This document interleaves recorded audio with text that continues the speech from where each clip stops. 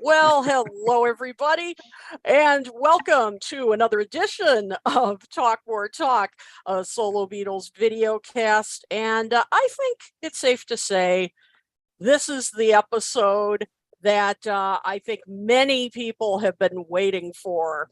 Many of you have requested it, well, it's finally here. It's many times we have done a kind of a semi-regular series here called Another Listen, where we take another look at an album that maybe didn't do as well with the critics, didn't sell as well as some other albums. And tonight we are looking at, drumroll please, Driving Rain. We have been, we have promised this for a long time. And tonight is the night, folks. We are finally going to do it. So I'm glad you could join all of us. We, of course, want to know what you guys think. We have not shared with each other what our opinions are, if they've changed or not. So we are all going to find out tonight. So it is going to be a great night. A beautiful night. Beautiful night. Yes. Every night is with us. Right. Every night. That's right. Exactly. So glad you could all be with us. We have got a lot to get to tonight. We've got a lot of news too. So without further ado, let's start the show. Beforehand, of course, as always, let's introduce ourselves. My name is Kit O'Toole. I'm the author of Songs We Were Singing, Guided Tours of the Beatles' lesser-known tracks, Michael Jackson FAQ, All That's Left to Know About the King of Pop, and I co-edited with our good friend Ken Womack, Fandom in the Beatles, the act you've known for all these years. And now let me introduce my good friends that I love spending every other Monday with. He is the co-host of the popular Paul McCartney-centric videocast and podcast, Two Legs. And in fact, we just found out today that he and his co-host Andy Nichols are also Star Wars geeks. So you can head over to their channel if you are into Star Wars. And into Star Wars. And check that out as well. They are multifaceted. So say hello to John. John, oh my God. It's live. Yeah, that's right. It's live. See, this is how much my brain is just filled with these tracks from Driving Rain. My brain is just exploding. Tom Hunyadi. Hello, Tom. Hello, Kit. Joe, Ken.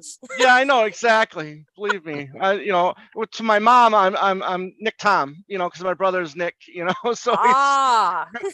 But anyways, it's good to be here, and I'm glad I don't have to walk that lonely road with this show, and we get to do this one together. So I got some few lines to say. Excellent. But Kit, keep going. Don't give up talking just yet. Oh boy. Yappity yap. All right. Yeah. So next. Don't be such a dicky bird, will you? All right. Next, he is the host of the popular YouTube channel, Mean Mr. Mayo. And of course, we all know he is just a big teddy bear. He's a great guy.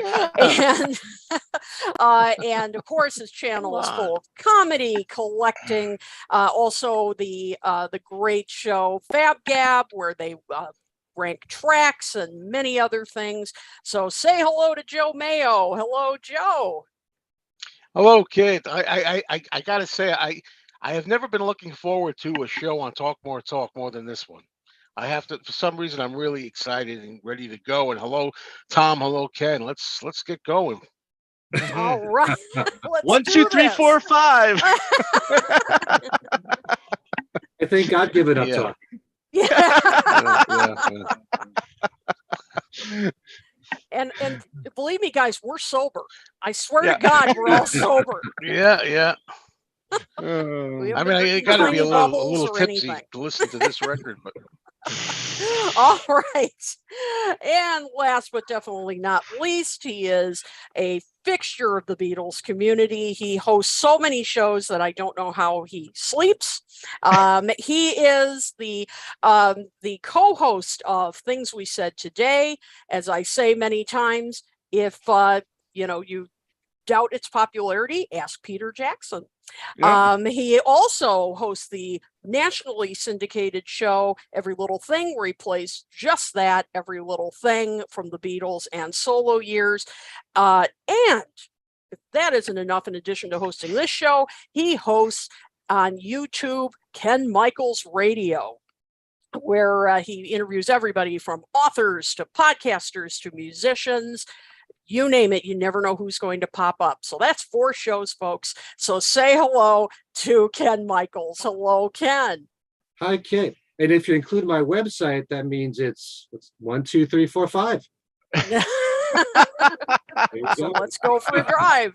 Yeah. I gotta hand it to you. You always outdo yourself with the backdrops here. Yes. I just No, couldn't it's do that. terrific. Couldn't do the front one with him sitting on the toilet. I just couldn't. Yeah. Do it. That's just... Couldn't do it. So had to do the back. Yeah. It's a little more PG. I think. Right. So, so as you can tell, we're all pretty excited about tonight. We're all glad to have you here. But before we get to the main event, Ken, I have a feeling you've got some news for us tonight. A couple things happened in the last few weeks. I don't know if you've been keeping up on this stuff, but really there is quite a lot to get to. I want to make sure the first thing I mentioned, because I know everybody's thinking about Paul right now, but the last time we talked about Ringo and his all-star band tour, we found out that Edgar Winter had COVID, and then we learned that Steve Lukather had COVID.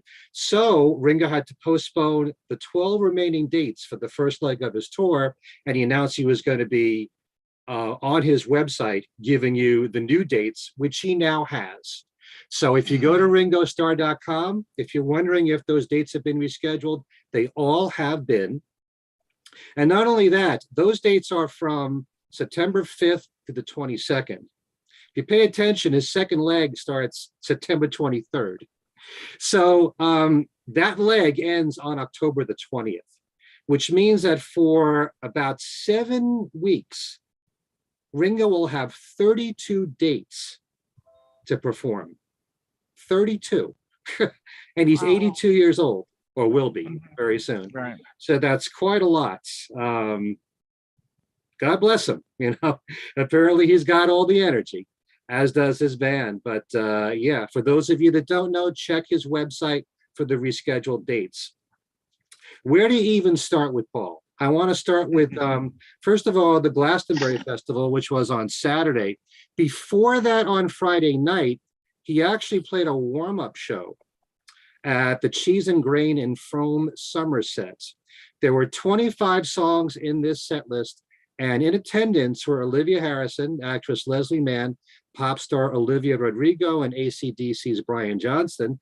Every song in this show was a song he's been doing on his current tour, with the one exception of From Me to You.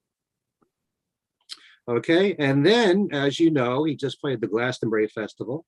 Same set list, but he had 2 special guests there to greet him on stage. One of which was Dave Grohl, who he's been friends with for quite a while. He came on stage and performed Band on the Run with him, and I saw her standing there. And then Bruce Springsteen, who we saw at MetLife, I'm sure you all know, he performed on stage with Paul, did Glory Days and I Want to Be Your Man, the same 2 songs he did at Glastonbury. Now, all the reviews that I have seen about this show is hailing it like it is the greatest concert of all time. And I know there are some clips you can find on YouTube. I've only watched a few. I'm hoping to see the whole thing. But if any of you guys have seen anything so far, if you want to comment about it. Magical. Really was. I got sent a clip with the 2 David Grohl songs, the 2 Bruce Springsteen songs, and then closing out with Golden Slumbers. and then them all coming out to jam on the end, and was absolutely amazing. I found myself getting teary-eyed when he started Golden Slumbers, which I didn't think it would happen again, because it just happened to me a few weeks back in SoFi, and and just if this is it for him on his touring, then he absolutely went out on top.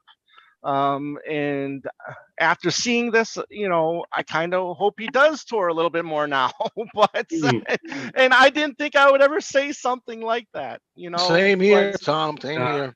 Yeah, but he if this is it, he absolutely went out on top, and more power to him, man. He did it. He did it. He proved everyone wrong. Yes. I agree. Yeah, I haven't heard the whole show yet, but I saw 2 clips. He and Dave Grohl doing Band on the Run, and then Paul doing the virtual duet with John on I've Got a Feeling. And I mean, I don't know how it's possible that he sounded even better than he did the tour here. I mean, it's just incredible. And then that wonderful clip that his DJ Chris Holmes posted on Facebook of the crowd. I mean, just that incredible crowd all singing "Hey Jude," before Paul came out for the encore. 80 years old, and he just commanded that crowd. And all different ages, as we talked about the last time, a multi-age crowd. I mean, my hat's off to him. He did it, as you said, Tom. He proved everybody wrong, and I hope he tours more. I mean, I agree. I agree. It was a rousing success. Apparently, I have not seen or heard anything of the actual performance, but all I'm hearing is raves, and I'm thinking, from what it sounds like, this might be releasable. I wonder if they would think of putting this out, if it's that good. Right. Yeah, I'm wondering that myself. So much has happened since our last show, and Joe and I both got to see the MetLife concert. That's right. And I was on Joe's channel talking about it with him, and it was a tremendous show. There's no doubt about it. But, there's one thing that nobody has really said about that show, and that is that Paul announced, he said, this is the last show of our US tour, which made me think, oh, does he have more dates planned? Maybe in Europe or something like that?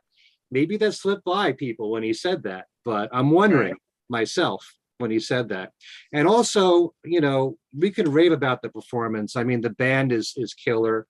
I have said that Paul's voice sounds better. It's not what it once was, but when you consider what he's going through, the fact that he can pull this off is such a miracle, and that he has all the energy to be up there on stage for close to 3 hours. But one thing that nobody else has brought up also is when Bruce Springsteen got up there and did Glory Days, it never happens at a Paul McCartney concert that another artist gets up there and does their own song. It's always a Paul McCartney song. When Billy Joel joins Paul McCartney, they do I Saw Her Standing There. It's not a Billy Joel song. So it really surprised me, and I thought it was great.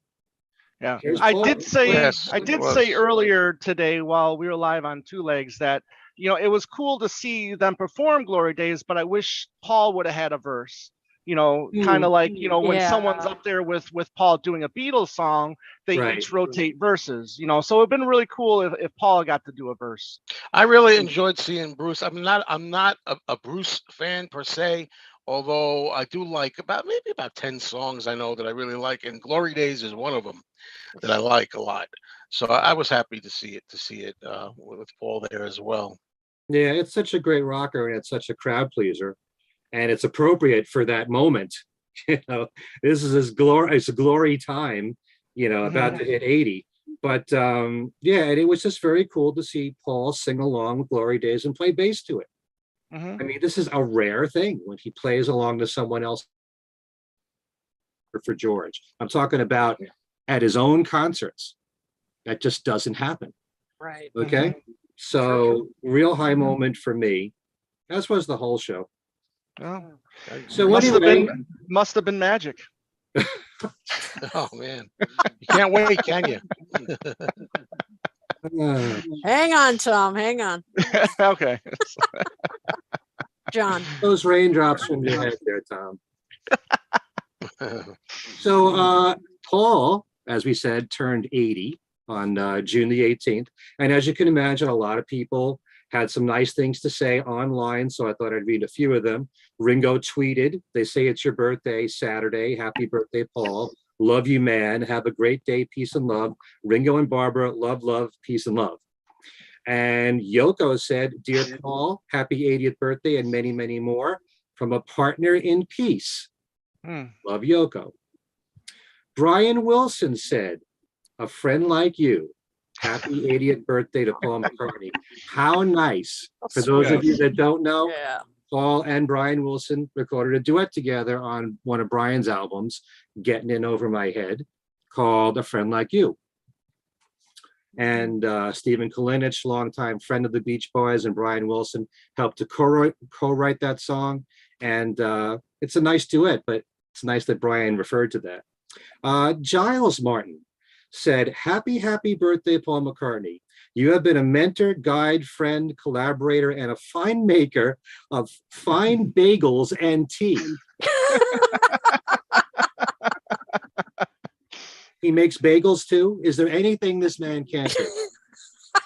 He says, I love you. For all my life, you've been nothing but kind and brilliant. Brian Ray said, happies of birthdays today to this gentle dude. Thank you for all you do. Mark Lewison, I love what he said here. He said, today's planet-wide birthday shouts for Paul McCartney are richly merited. What a magnificent life. What magnificent multiple lives. And there's plenty of mileage in the tank yet. Congrats, Sir Paul. Your 80 extraordinary years have excited and enhanced the best in all of us. Very nice. Yeah. Julian Lennon made a video while he was at Abbey Road Studios wishing Paul a happy birthday, calling him Uncle Paul. Eddie Harrison wished Paul a happy 80th birthday. Sean Lennon posted a video of him performing here, there, and everywhere. A very nice job on that, which I posted on Facebook as a tribute to Paul. And Elvis Costello as well posted a video of him doing here, there, and everywhere for Paul. Mike McCartney, Paul's brother, posted happy 18th birthday. He spelled that BERTHDAY, R, the letter R, our kid. They always call him our kid in the family. Billy Joel said, happy birthday, Sir Paul McCartney. Carole King said, happy birthday, Paul McCartney. Welcome to the 80s. In other news here, on June the 17th, came the announcement of a new box set with all three of Paul McCartney's DIY albums, McCartney, McCartney 2, and McCartney 3, all packaged together, which will be available as a black vinyl release, also in colored vinyl and on CD. All three formats will include 3 special photo prints from Paul about each album. It also has a newly created box set cover art and typography for the slipcase provided by Ed Ruscha. The box sets will be available on August 5th, and you can pre-order them now.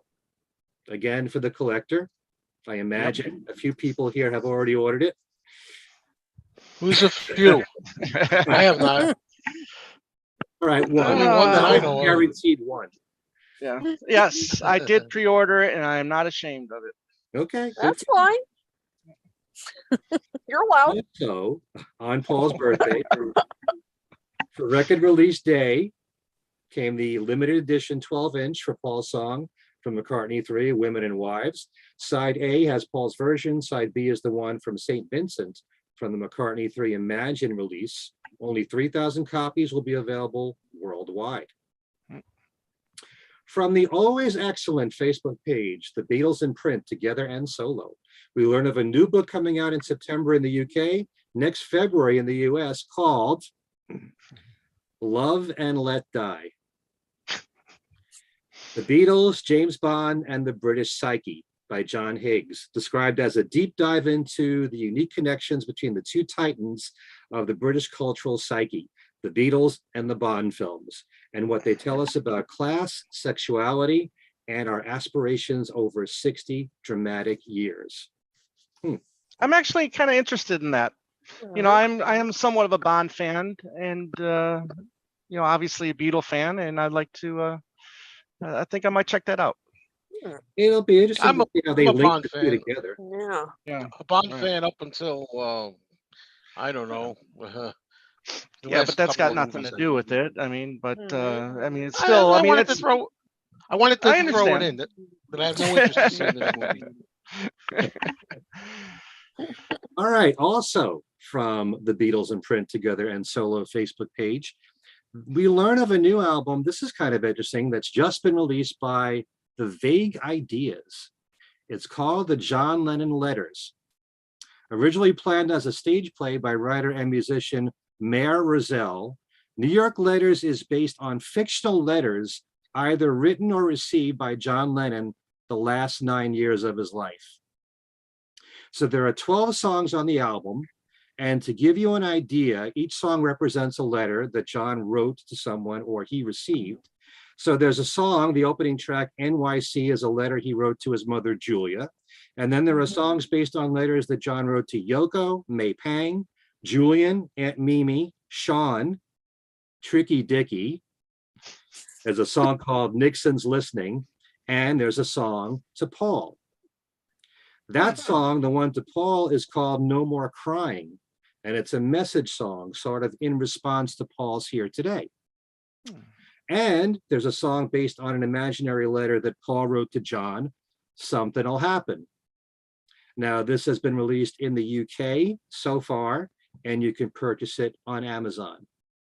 Interesting concept. Just like Paul wrote Here Today as an imaginary letter, here's a whole album of something similar to that. Okay, a few more items left. There's a brand new John Lennon art exhibit that's been brought to the actual Strawberry Field. That's the Salvation Army's Strawberry Field. It's by renowned pop artist James Wilkinson. It's called Lennon Wired, and it showcases 11 works of art. Each piece has been created using the microphone leads John used to record Imagine in 1971. These artworks are for sale, with at least 10% of the purchase price being donated to the Salvation Army to support the Strawberry Field Steps to Work program. It'll be on display at Strawberry Field until the end of October. Free entry and no booking is necessary.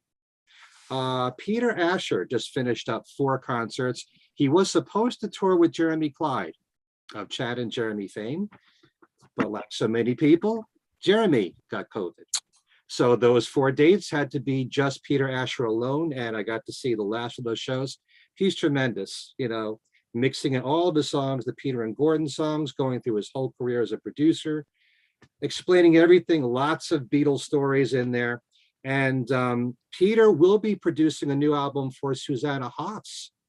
Oh, wow. Should be Really? coming out in the fall. Yep. So Peter is still keeping active as a producer.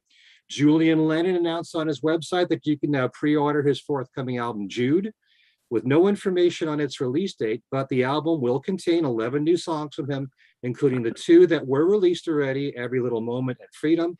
And there are 2 new videos available to watch right now on YouTube for the songs Breathe and Save Me. Billy J. Kramer will be giving a concert at Daryl's house in Pauling, New York. The date for that is August 6th. Good to see him keeping active. And Bob Berger from the Weaklings will have his new CD out. I know I have it here somewhere. I will find it. Here it is. It's called The Domino Effect. And it's 11 new songs from Bob. It's really great power pop, well-constructed melodic songs. You can pre-order the CD, also available on MP3 on Amazon. And I'm actually giving away copies of Bob's new CD on my website at kenmichaelsradio.com. And I just interviewed him, and that's on my YouTube channel, Ken Michaels Radio. And since we said happy 80th birthday to Paul McCartney, let's not forget, we can list so many names.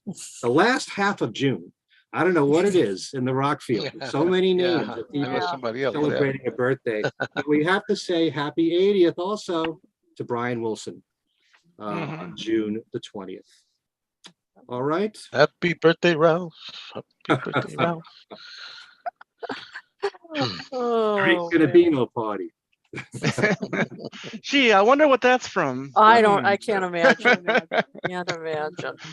If there was a Oh. party upstairs, why would I be down here dancing with you? Oh God. All right, I better put a stop. Let's stop. Let's Yeah. put a game I'm up. gonna put a stop to this before it gets too far. All right. Thank you, Ken, for all the news and yeah, always a lot happening in between our shows. It seems, and before we start with our main topic, I just want to give a quick shout out. I saw in the comments. I mentioned when I gave that report about the Orlando show that I sat next to a gentleman who that I'd never met before, but he was the one who actually sold me the ticket that I bought. That with such a great seat and everything. We had such a great time at the show. He's in the comments. So hi, Scott. Great to see you. He was so much fun, and we just made the concert even better. So great to see you, Scott.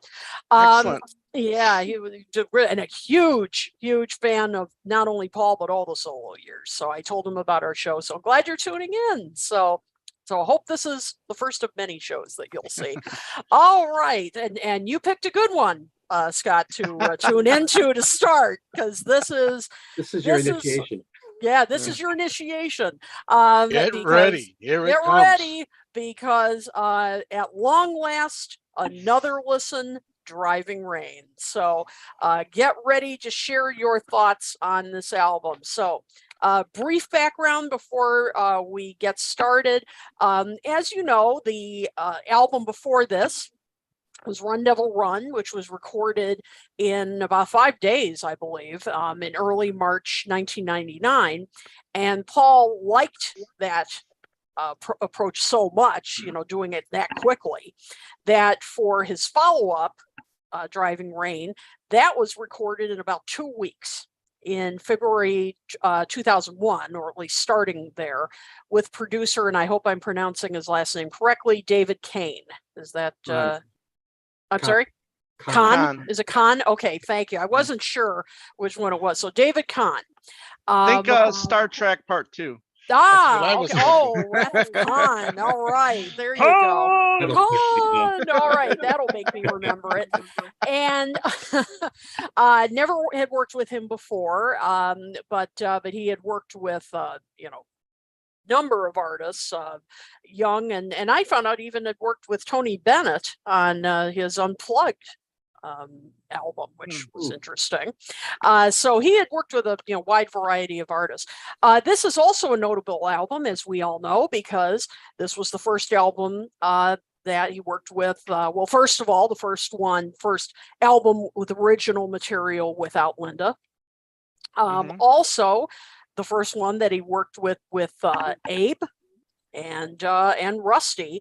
I don't know if Brian Ray. I was looking at the credit. Not yet. Yeah. So, but this was the beginning of what would be a long relationship, obviously, with Abe and Rusty. So, and of course, as we all know, this is kind of informally known as the Heather album. Many of the songs, you can definitely tell from the lyrics, were inspired by his then new relationship with Heather Mills. So, it was released, and it was interesting that critically, it actually did get some good reviews at the time. Yeah. In Rolling Stone, it got 4 out of 5 stars. 4 out of 5. Yeah. Wow. From Rolling Stone. Yep. From Greg Kot, who's a Chicago critic. But commercially didn't do so well. As we all know, it was one of his poorest selling albums. So, and of course, later on, it would be, he did add Freedom to it. I should add that originally, it came out, and then he stopped it to then add after 9/11, add his anthem Freedom. So, you don't really hear him do any songs from Driving Rain these days. I think one of the tours I heard him do Freedom. Maybe he did From a Lover to a Friend. He may have done like 1 or 2 songs in his. Well, he did the song Driving Rain, Yeah. the Driving Rain tour. Yeah. He did Lonely Road. Yeah. Yep. Yep. He did do Lonely Road. So he did do a few, but then of Your course. Loving Flame. Yeah, I think he did do Totally Your fine. Loving Flame. Yeah. Yep. But you know, after that it kind of faded away. So this has become one of his more controversial albums, shall we say. And you know, fans either love it or hate it. And so we thought this is a good candidate for another listen. So and as I mentioned, we want to know what you guys think as well. So please play along in the comments. Let us know what you think. So let's start out, as we always do, with first impressions. So this comes out in 2001. You get your copy. Tom, let's start with you, since you are the McCartney. Don't say that. Don't. The McCartney, you know, expert. You know, don't. no, expert. No. No, you are. You're Fan. you know, Fan. fan. Don't fan. consider Whatever. myself. Listen. What did you think? I played this. I got the cassette, not this cassette, but I played it nonstop. It was in my vehicle nonstop, and I didn't care who was in the vehicle with me. The album played nonstop, and if they didn't like it, they got out of the car. I didn't care. But no, but listen, but for Good like thing a I month wasn't or riding so, with you. Yeah, right. But I was really excited about this album. It had been 5 years since Flaming Pie, since New Material. I was excited because as much as I love Paul, I've never been the biggest fan of 50s and early 60s rock and roll. Okay, so I did enjoy, although I did enjoy Run Double Run, I still to this day really don't love it, because again, I mean, just those songs, I just, they just, for whatever reason, not all of them do it for me.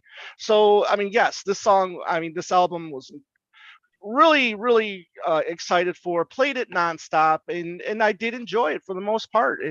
I thought there was some good, really good stuff on here. I thought, however, I did think there was some mediocre stuff on here too, and we'll get into to that later on. But yeah, I mean, but I think I played it a lot though, because I think at the time I was just so excited about it that maybe in my excitement, put it on a higher pedestal than maybe it should have been.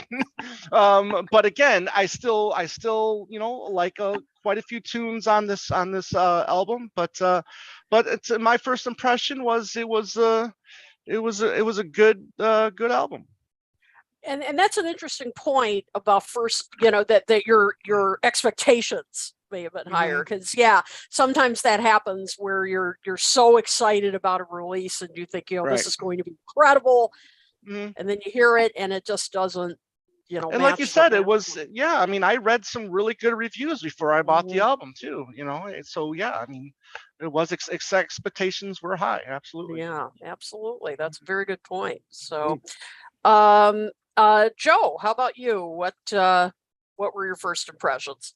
Well, sometimes when I hear Paul albums for the first time, even the best ones, they have to grow on me a couple of times. Chaos and Creation later on had to grow on me a few times, and then I wound up loving it, and so on. Even Tug of War, I can remember the great Tug of War, having to give it a couple of listens for just to become familiar with it, to get the earworms, like, penetrating me and stuff, catching those.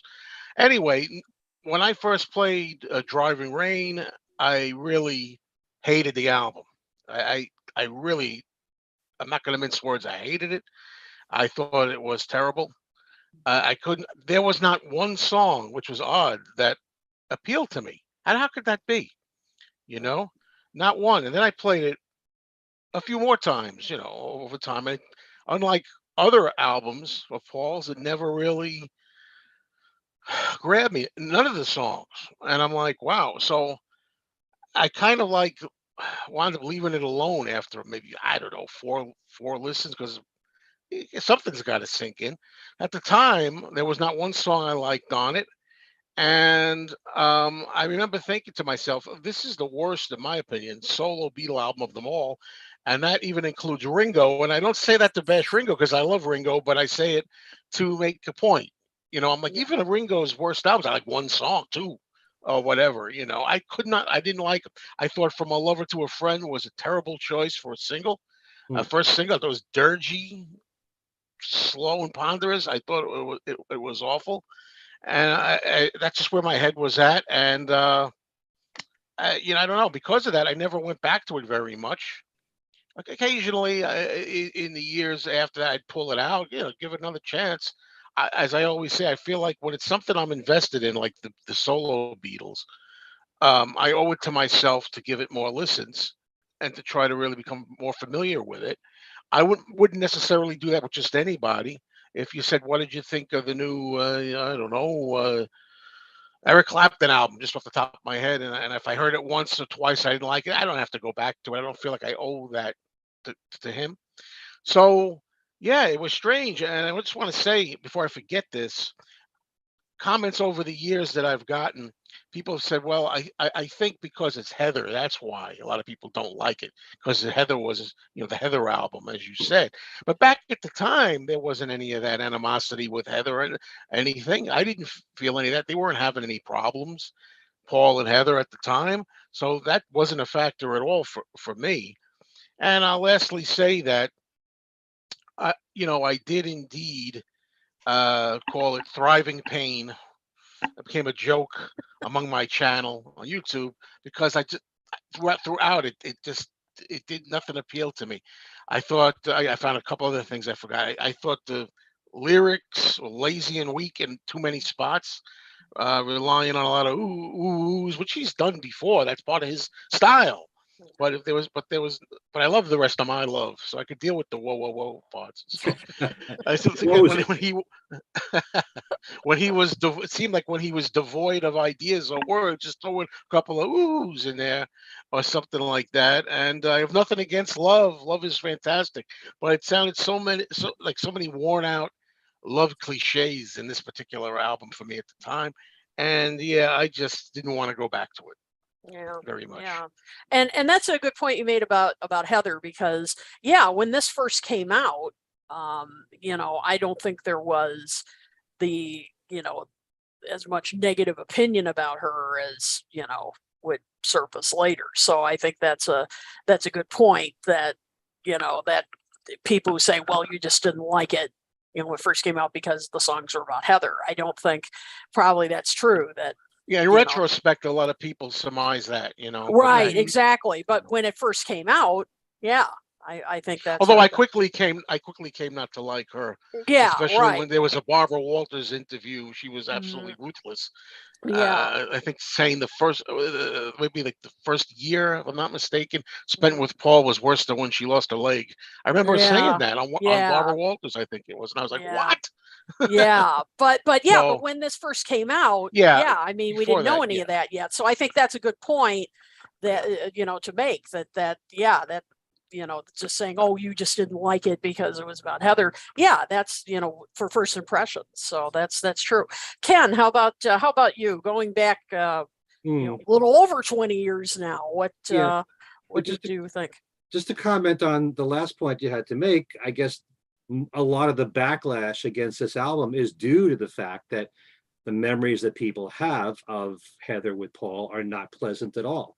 So, they turn on the album for that reason. But I like this album quite a bit when it first came out. Obviously some songs more than others. That's how every album is for me. Certain songs I like instantly, some take a while to grow on you. But I like this album a lot from the beginning because it sounded fresh, it sounded contemporary, and I liked all the different sounds that I heard on it. It reminded me a little bit of Press to Play for that reason, some of the electronic sounds, the keyboard stuff that was being used on there. Gabe Dixon, by the way, was the keyboard player for most of the songs. We haven't mentioned his name because Wicks was not back with Paul yet. Right. But no, I like this album from the very beginning. And, ever since then, I've loved it even more. I consider it one of his most underrated albums for many different reasons. But usually when it comes to Paul, I listen to his music first and foremost for the melodies, for the hooks, for the arrangements. And lyrics matter, but they don't matter as much as everything else. But when Paul writes great lyrics to go with everything else, then it's an amazing song. But there's a lot of variety throughout this entire album, a lot of different styles that he approached. That's what Paul does on many of his albums. And that's what I admire a lot about him. And this album is no different in that regard.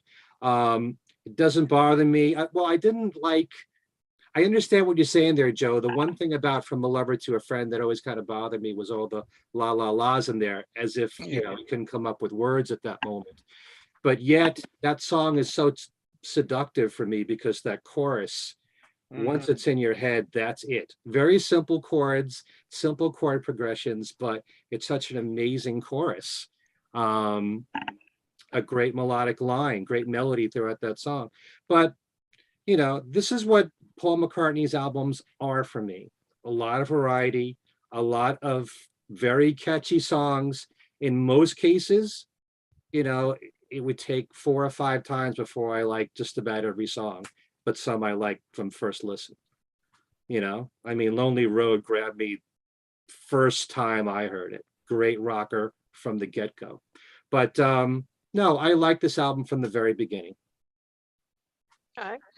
Can I just clarify one thing I was thinking as you were talking about the Heather comment that I made with the Barbara Walters? I want to say that the first year with Paul, I didn't mean that she was saying it was because of Paul. I think she was talking about like the craziness, the insanity, getting fans and all that kind of thing. Oh, gotcha. How hectic it was. It wasn't like me and Paul. It was terrible. Okay. Gotcha. I just wanted to clarify that. Sorry to go off on a tangent. Oh no, that's From what I remember, in that closet back there with Ringo's face on it, I have the cassette tape, and I remember writing it down on a few choice words on an index card. But I thought of it. Yep. Well, for me, I distinctly remember our good friend Al Sussman gave me he had gotten an advance copy, I think from Tom Frangione, it probably was. And I'm like, oh, please burn me a copy, and he said, you're not going to like it. And I said, oh, come on. It's Paul McCartney. And he said, okay, I'll do it, but you're not going to like it. Because obviously he didn't like it either. And so he sent it to me. And I have to concur with you, Joe. It was the first Paul album I ever heard that I didn't connect to one song on it. I was shocked because even the albums sorry Tom, Wildlife, like something like that where it wasn't one of my favorites, but there'd be something, there'd be some songs on there that I would still like, there'd be some that I still some gems on there, some buried gems. Something like Magneto and Titanium Man. Yeah, sure. And yeah, all right. Yeah, I have something to say about that later. But this was the first one that I can remember that I just, as I listened through it, I just thought, I just am not connecting with anything. There's just nothing that grabbed me, nothing I found memorable. The lyrics, I have to say, Joe, I kind of agree that just there was nothing memorable there. There was, as you said, they sounded like drafts to me that needed a lot more work. It just didn't sound like, his typical, kind of, memorable lyrics. And I was just stunned. And so, I didn't listen to it. In fact, I was saying to these guys before we went on, I hadn't listened to this album in years for this show, and I'm glad I did. I'm glad we did. Same here. Yeah, because and other albums of his, I do not do that with. I may not listen to them all the time, but I pull them out periodically. Yes. And this is the only one that I don't do that with. It just really, I just did not connect with it at all. But I'm glad we're doing this because I'm glad to get this out again and say, okay, I'm giving it another shot. Let's see. And so we're going to see what happens. And so before we get to particular songs, I just said, this is the one album that sounded, and actually, Ken, this is bouncing off something you're saying. You said this sounded, it had variety and it sounded a little different. How do you think this sounds in comparison to other McCartney records? Did this sound different to you? Does this sound, like what you would say is a quotes classic McCartney sound? I mean, how would you compare it? It was a modern sound for the time, but even still, I know we always bring up that word dated or of its time. I don't feel that way when I listen to this album. I feel like it sounds like something that could have been produced today. But I think a lot of the sounds that came, especially from the keyboards and the drums, there's electronic drums and all kinds of interesting sounds that you hear, whether it's on Tiny Bubble or Spinning on an Axis or songs like those that make it sound different, a little bit compositionally, especially Spinning on an Axis, which is very different to me, but just a little bit more modern for that time. Just like Press to Play certainly sounds like an album that came out in 1986, which to me, I could still listen to it and it sounds fresh to me, but I identify it as the sounds of that time. But yet this album from 2001 sounds like it could have been made today, for me anyway, in my ears. But, there's also these different ways of recording albums where, there are certain albums that Paul labors on so that every song is perfect.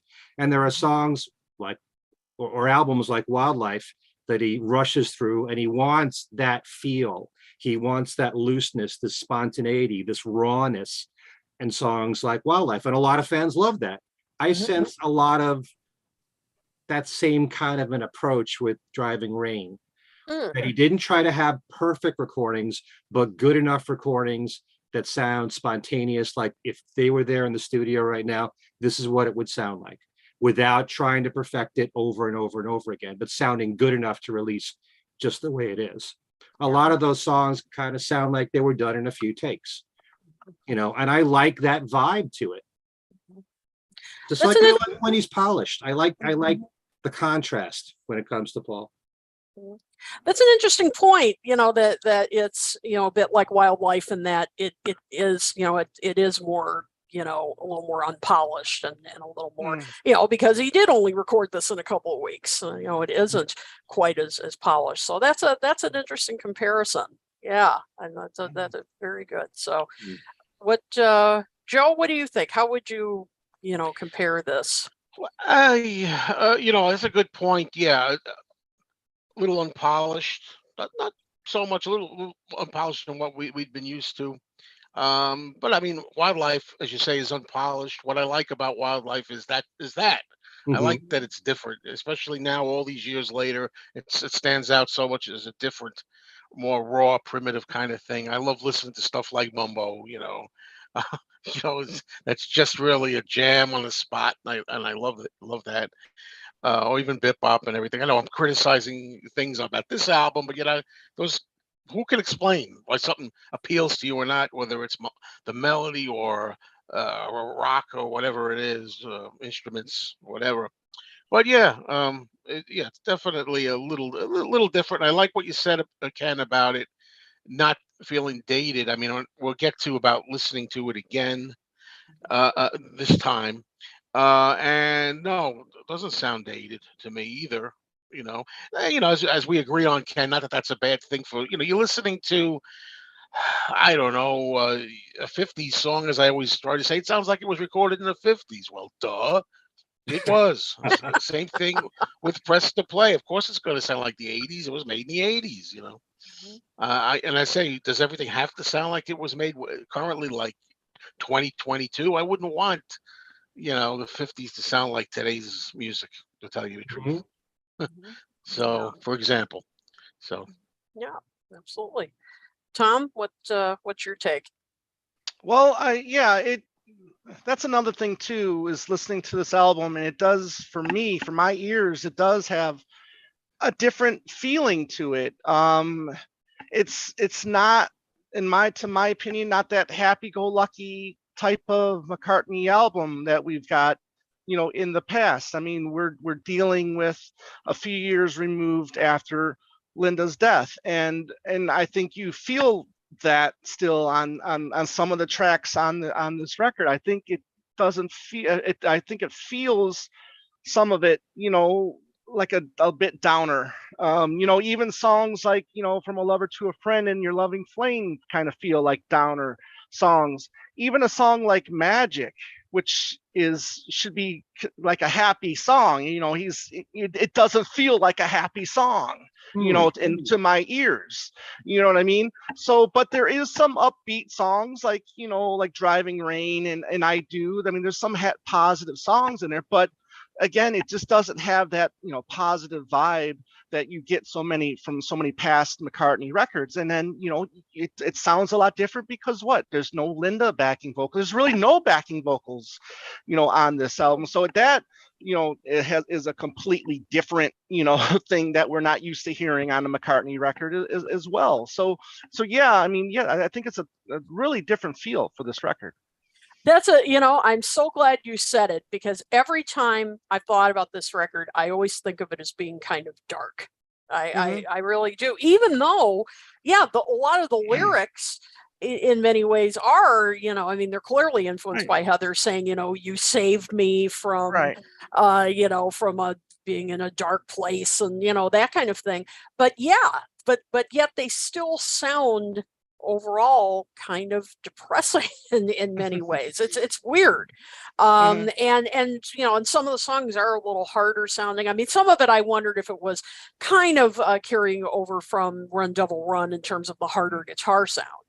But but in other songs, yeah, I mean, it's just, I mean, even something like Your Loving Flame or From a Lover to a Friend, I mean, it just has kind of, I don't know, a dirge kind of sound to it. I don't know. I kind of agree with you. I mean, it just has a darker sound to me. And I hadn't even thought of the backing vocals. That is a good point. Even something like Your Way, is kind of doom doom doom. I mean, it's still kind of like a positive type lyrics, but musically, I don't think it reflects that. So. Exactly. Yeah, that's a good point. So yep. So it's I guess it depends on your perspective on it. So all right, well, enough of depressing stuff. So let's get to songs you like on the album. What are some songs that as you listen to it now that you think are some standouts? So Joe, why don't we start with you? Okay. There are. Give us the big news. I want the big news from Joe first. Come on. I want to hear this. Here we go. What is this album called, Joe? What is this album called? This album, well, I was going to say that, save that to the end. Okay. This album is now called Driving Rain. I'm not going to refer to it ever again as Thriving Pain. It's now Driving Rain. Good. And the reason I say that is because it's not like continuous and ongoing. I like some songs on this album now. I listened to it about 3 times, getting ready for the show. And during my morning walks with the earbuds, which I don't usually do, but sounded great to me, quality-wise. I used to, I'm always coming down. You got to listen to it on physical media. That's the way, but it sounded good. Anyway, well, can I tell you before I get to the songs, sort of what I liked? Like I noticed right away. I think after all this time, I noticed the vocals by Paul are good. I think strong vocals. So much time has passed now. As much as I love McCartney 3, love that album. In Egypt Station, and before that, and his voice was kind of not what it was. When you contrast that now, I think he sounds very good going back to Driving Rain. I forced to have it. I almost called it the other thing. So for a joke. But anyway, and the instrumentation is great. The musicians. I think it's a strong instrumentation on it. As for the individual songs, now I like Lonely Road as a really good introduction track, a good up up tempo, a midway kind of rocker. I think that's pretty strong. It was a happy opener. I was glad to hear that again after so long, and now I'm happy to say, after several minutes ago, I now liked From a Lover to a Friend. Mm. I still think maybe it wasn't the best choice for single, but now I thought it was beautiful. Okay, after all this time, thought it was kind of beautiful. Yeah, okay, he has to rely on la-las or whatnot, but I did love the melody there. That when he sings that main line, of the song "From a Lover to a Friend," take your own advice. I might have always liked that bit, I think, but for whatever reason, the whole song never grabbed me. So I liked it. These are the ones that I'm going to tell you some that I liked. Tiny Bubble, I enjoyed. Channeling Don Ho. Somebody had to say it, maybe but I especially like the part, if you're the way he sings, if you're a part of my love, don't leave Yeah. home tonight. That part I like the best. And yeah, I used to think it was a little twee, that's very, very me, Paul says. Twee, very me, very he. But I do like the tiny bubble bit too now. So I kind of enjoyed that. That's another winner for me right now. This is like 3 pages of notes. So Your Wow. Way. Your Way is I wrote down here, it rises above the cookie cutter and cliched words. I think it's the lyrics are kind of generic again about love. What he says stuff like, I like it, please don't take my heart away. It's happy where it is, so let it stay. You gave me love, you gave me what I wanted, you gave me love your way. I think it's just a really nice ditty. I think it's a catchy ditty, and I enjoy that. The instrumental Heather, I like that. I think it's a Not decent really an instrument. instrumental. Mm-hmm. If there are The vocals. end, he has Right. words at the end, right later on. Yeah, but I remember catching that. Some of these songs I remember catching. I think Your Way was one of them. I was listening to a Beatles show, years ago, and they play solo stuff, and you know all the stuff, so nothing surprises you. But I remember hearing a tune and saying, "What the heck is that? I don't recognize that one. It must be from Driving Rain because I don't." And it was Your Way, and I remember thinking, "Oh, that one, that's not bad." And I also heard Heather on Sirius XM Beatles channel once, and I said, "I don't recognize this either." I said, "Oh, that one was not bad." So it was getting better, All the and time. finally, um, I'm a fan of. Well, I've always kind of recent times like Rinse the Raindrops, which may surprise people that I like it. I just think it's crazy and chaotic. It goes on too long, perhaps, but then again, that's something we haven't mentioned yet. One of the criticisms of the album, a lot of people even Right. who like it say, goes on too long. The album, Mm-hmm. I think, but I like Rinse the Raindrops as a crazy, let's go nuts kind of track. So right now, that's something like, I don't know, 5 or 6 out of 16. Okay. Mm. Okay. So it doesn't thrive the other way anymore. I'm going to call it Driving Rain, but there's still a lot So, of tracks on there to go so maybe a get to dull like. lake. No, no, no, no, really. I would say, I would say it if it's true, but for me, Yep. but Yep. I gotta be honest, it's not a throwaway to me. I mean, I'll give you my final summation of it later when you Yes. ask for it, where Yep. it Yep. stands and all that kind of thing. Absolutely. But I was very, very happy. I was happy to feel good about well, you know what I mean. Some of it, Yeah. I felt better than I had. Yep. Interesting. All right. Well, we'll find out later what your final judgment is on it. All right, Tom. How about you? Yeah. I totally agree with Joe on the first single. I don't think From a Lover to a Friend was the best choice. or your lover, or was it Your Loving Flame, wasn't it? But No, either way, lover yeah, too. You're to a Friend. Thank you. Yeah. But Lonely Road, I think to me was a good choice for an opening song, and then I think it would have made a good, first single. I think it's a relatable song to a lot of people who have maybe lost somebody, especially in Paul's age range, at the time, and even now. I mean, so I thought that was a brilliant opening track. I I know I'm in the minority with saying that I'm one of the few people that love the track she's given up talking. I just think it's great and it's different. It's not the usual McCartney kind of tune, and I love the yappa yap yap. I'll take that all day long. I'm going to interject Yeah, because it works. yeah. It works Go here. I'm ahead. going to say, Yeah. I like what he was going for with the sound of that. Hmm. That Yeah. song. But the reason I didn't put it in one of my favorite, look, I hate throwing a whole song out because of one line or one word, but that Right. Dicky Bird thing really rubs me the wrong Yeah. way. And the yappa yap Not a yap Dicky thing, and Bird. also Yeah. Yeah. what is Not a it like Dicky water Bird. from a tap or something like Yeah, that? when she comes home, it's a yappy yap yap. Words are running freely like a water from a tap, and I think that's great. I mean, it's not your basic McCartney rhyme, It's Uh-huh. it's actually, I think it's a thoughtful line there. Um, I do. I'm on the fence with that one a little bit, even after all these years.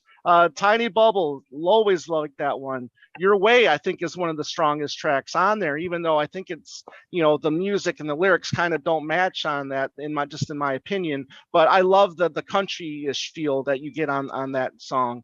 Yeah, Heather, melody wise, I think is some of his best work. It just works for me. The lyrics, a little bit here and there, there I will stay for a year and a day until the cares of my life, run away, I think it was. I dig that part of it.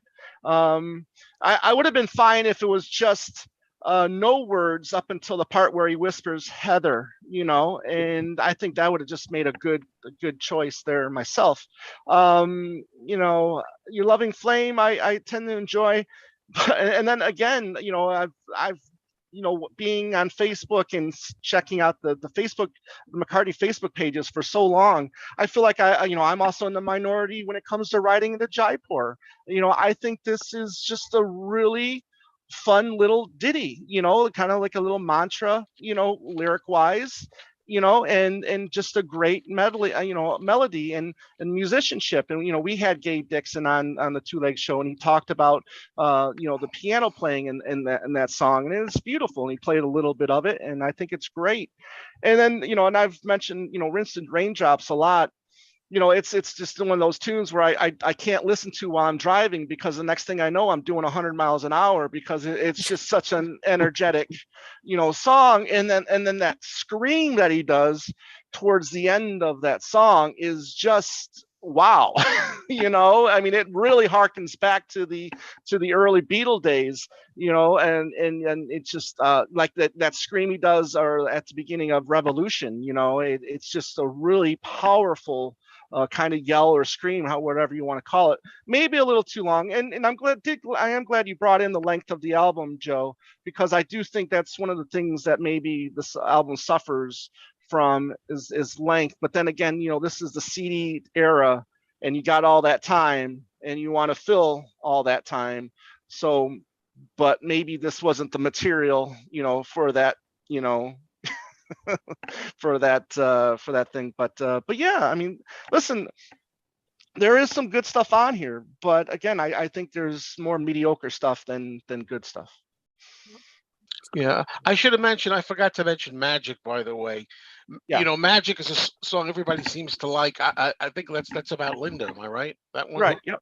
Yep. Yep. And Yep. and uh, it's funny. Today I was at my local record shop. It's a funny story I was telling my co-hosts, and the guy who runs the shop put Driving Rain on the CD, and I didn't know if he knew I was doing this because he watches my channel, and I was announcing I was going to do this show. He says, "No, no, I had no idea. It was just a coincidence." And I'm listening to it, and I'm like, he put it on, I think from Driving Rain, the song Onward, and I'm listening to it, I'm like, "Stop!" Yeah. I had already had my notes finished, and it's like I'm liking some of this more than I wrote in my notes. So Magic really appealed to me in that one, where maybe it hadn't so much before. And it's funny, it depends on you, where you are, what mood you're in, It's so it's many really things. it's really amazing when a song hits you when it does. You Yeah. know, you it could be in your life for 20, 30, 40 years, and then all of a sudden you relate to it, and Yeah. and that's one of the great things about music. That's what I've True been enough. saying for many years. Right. Yeah. I know, Change yeah. all the time. A lot of things that you didn't get first time around. Yep. Especially, I find that with a lot of George Harrison solo music, a lot of the spiritual stuff that people Yeah. couldn't understand when they were younger, and later on they get it and they appreciate the music more. So, never go by first impressions or early impressions, because you don't know what you might be thinking so much later on. Yeah. Yeah. It'll make But the sense problem, years as I later. said earlier, that I have is that, and even with movies, the same thing. There's some movies I didn't care Mhm. for, then I see them again. I'm like, I like this now. But the thing Right. is, so many records, songs, and so many movies. How many times do you play all of them or watch all of them to give it that much of a chance? 5 times, 18 times. I mean, how many times? There, Not there's no everything is going to formula be. for that. Yeah, yeah. So, you know. But if you review something, the better you know an album, the Well, more I what you agree say with you, but not when you're is trying to get meaningful. this. A movie critic can't put a movie critic review out like years after the thing, or you got to get the Right. album review out when it's new. When Yeah. you first hear it. Well, that's the Yeah. beauty of these podcasts. We're talking about these albums 20, Oh 21 yeah, years Yeah. after they have come out. That's yeah. right. That's right. I mean, So, the new releases is what I meant. yeah. You can't Mm. Yeah. Yeah. you can't wait. So Ken, how about you? What are some of the highlights for you? Well, before I get to that, I just want to bounce off of something that Tom said, because I know that Paul has this image of always being positive and thumbs up and Mhm. everything, and you always want that in his songs, positive messages. But some of his greatest work are depressing songs. Oh yeah. So, you go back to the Beatles with, Yesterday and Jane. Ellen Rigby and She's Mhm. Leaving Home. And, I love that side of him too. And Chaos and Creation in the Backyard, which I consider to be a masterpiece, is a Yep. very dark, moody Mhm. album to me. Oh, sure. And I love that album just as it Yeah. is. So I'm not always looking for a happy Paul all the time. Mhm. No, me What do you- either for Oh, sure. sure. And Chaos and Creation, I call the closest thing to John Lennon Plastic Ono Band for Paul. Absolutely. Yep. I Okay. agree. But then those songs are also better than these songs. So that's Yeah, that's what I'm saying. Yes. For me. right. Certain songs fit certain moods. Mhm. There Mhm. are times I'd much rather listen to Driving Rain than Chaos and Creation in the Backyard, and still recognize Chaos and Creation as a better album. Fair. But Yep. as for the songs, well, I love really just about everything on here. But Lonely Road, like we said, is a great opening track, and it really worked well as a live song. I always remember people with signs in the audience. I hear your music and it's driving me wild. Wow. This is a song that he should bring back. Lonely Road in some ways reminds me of Stranglehold. If I sometimes want to equate Driving Rain with Press to Play, great opening track, good rocker right there. Love Paul's vocals on Lonely Road, especially when he's harmonizing with himself and that, edgy, throaty vocal that he gives on the song. From a Lover to a Friend, I love a lot. The melody is just, it sticks in your head. And, that's a very melancholy song there, Let Me Love Again, and I love the bass playing on From a Lover to a Friend. There is such a thing when, on a lot of his ballads, he mixes that bass up real hot, like he does on I Don't Know. And some of the notes are very simple, but they're so right for the moment. And I love the bass playing on that song. I love the whole musicianship.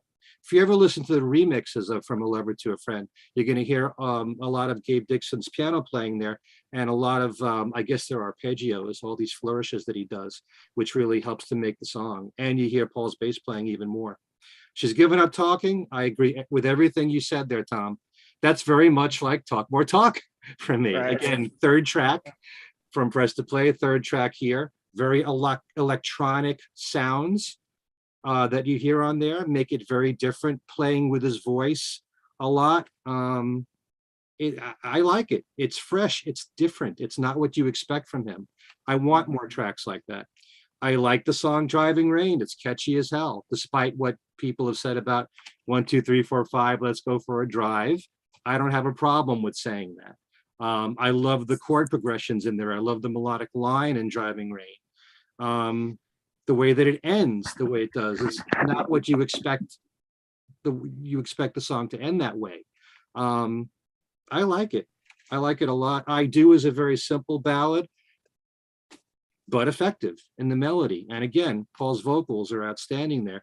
Tiny Bubble, you know, if we're talking about a time when Top 40 Radio was still playing Paul, I would have chosen Tiny Bubble as the single from the album, because that chorus, it sticks in your head immediately. And a lot of people have pointed out how similar it is to Piggies. Yeah. Yeah. And I understand what they're saying. You know, it's not a carbon copy of it. But you know what's really interesting? In looking at the booklet, as I did the other day here, Tiny Bubble was recorded on February 25th,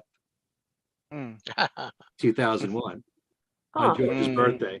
But I love the sounds on there. I love the keyboard sounds that really make a difference in it. Magic is special to me only because it's telling the story of the first time that he and Linda met. And he says, if I hadn't stopped you, I'd regret whatever the word. Very powerful words there. Kind of interesting that on this album where he's got songs about Heather, he also puts in a song about Linda, you know, on the same album. I do like Your Way, very simple song. The finger picking on it reminds me a lot of what he's done throughout a lot of his folk songs. Like, you know, like Heart of the Country, only more country tinged. Spinning on an Axis is one of my favorite songs here. You talk about something that's really different. It's almost kind of rapish in a way. And I love those two notes on the guitar that keep on repeating that da-da, da-da, da-da, and building around that. And I especially love what Paul does with his vocals. He does a lot in his falsetto voice. He plays around with it throughout that song. He doesn't do that normally on a lot of his studio recordings. It's very, very different. I love About You. It's got a great rock edge to it, very fat sound to it. Song about Heather. Yeah, and I love the song Heather. I think it's really cool what he did in that song. It's 3.5 minutes long, and he doesn't get to the vocals until 2.5 minutes in. And so you're kind of waiting and waiting and waiting for vocals, and it finally gets there. And then by the time that one verse is sung, the song is over. You know, there's a lot of old songs in big band that do that. You got to wait a long time before vocals come in. So it reminded me of that. Back in the Sunshine Again, I like a lot. It's a very understated song. It's got a nice bluesy feel to it. And his son James plays some nice lead guitar work on there. I like that a lot. Your Living Flame, I like a lot more now. I thought it was one of his weakest ballads the first time that I heard it. Now I like it a lot. I like the part where he's singing, what am I to do if I don't have you? And he's singing on the same note, which he rarely ever does, because he's Mr. Melody. So, and there's these flourishes that Gabe Dixon plays while he's singing those lines. I love Riding into Jaipur. I love when once in a while he puts in Indian instruments, you know, into his songs, like on this one, for example. And Rinse the Raindrops, I think, is cool because if you like that really raw, spontaneous sound of Paul, kind of wildlife-ish, if you want to hear what Mumbo would be for 10 minutes, you know, this is kind of similar to that. It is. Yeah. He and the band are cutting loose. And it's a half-hour jam that they cut down. Yeah. Right. So and David Kahn did the editing there. But I love that. I wish there was more of that in Paul's solo career. So for the people that like when Paul isn't, striving for perfection and working on take after take after take till everything, is right. If you like the looser side of Paul when he's not as concerned about that, but going for the feel, Rinse the Raindrops is to your liking. And I know you're going to disagree with me, Kit. I know you don't like Freedom. I understand it's a very simple song, and it has that feeling that Paul wrote it in 5 minutes. But because he did. So what? I only care about the end result, which isn't very good in my opinion. Hey, he had all good intentions. He had all good intentions. We're going to get to that. We're going to get to that. We're going to that, but yeah. The chorus of Freedom is simple and just right, and Paul sang it so effectively at the concert for New York, and that was the message of the song. I wish he wrote a few more verses. I would have been a little bit more impressed if he did that, but it's a simple song that drives home the point. I just wish he worked a little bit more on the words. But most of these songs I like a lot. There's probably at least 5 songs that I consider to be top tier. Lonely Road, I would say definitely. Spinning on an Axis, I would say. From a Lover to a Friend. Did I say Tiny Bubble? Yes. Of Tiny Bubble. I would put Magic. Yeah. No, but I mean, what I would say is the best. The best of the best. Oh, the best. Okay, yeah. Best of the best. I would put Heather in there too. There's a lot of really good songs on this album. I like the other Heather that Paul did with Donovan. Yeah. That's kind of ironic. He wrote 2 different songs called Heather. Oh, yeah, Heather. For different Heathers. Yeah. Right. Yeah, that's right. That's right. For Linda's daughter. Yeah. All right. Well, I'll share mine, and it'll be brief. Oh, you have one? You have one? Take some time. So we'll save a little time. Actually, I agree with you, Ken. Spinning on an Axis, that probably is my favorite. I thought it was weird. It's weird. But we've talked about before. I sometimes like weird Paul, and this one was. I mean, half rapping at the beginning, and at first I thought I was going to say, and half rapping, But I thought, and at first I thought, I don't know if I like this, but damned if I didn't find myself tapping my foot, at times like that beat. And the lyrics are nothing to write home about, for sure. But the bass. The beat, Paul's rhythmic kind of singing, it was darn catchy. That twangy kind of guitar riff, has kind of a dark tone in a way to it, but in a cool way. So, I actually like that a lot better than I thought I was going to. I do. I thought, again, the lyrics, were a little, little predictable, but it's kind of a typical Paul melodic, pretty romantic kind of track. So I like that. Riding into Jaipur, I actually did like that. I didn't love the lyric where he was saying, riding into Jaipur. That part was great, but then like with my baby, I thought that was a little like, ugh, but but instrumentally, I thought it was beautiful. I really did. I thought, I thought George would be proud. I really liked that. I wish he had done a little more with the sitar, and I thought that was really, quite lovely. Rinse the Raindrops, I'm kind of on the fence about. In some ways, I liked it because it had that kind of loose jam, almost a fusion feel to it. But cut it in half. That would have been great. Cut it to like 5 minutes. That would have been fine with me.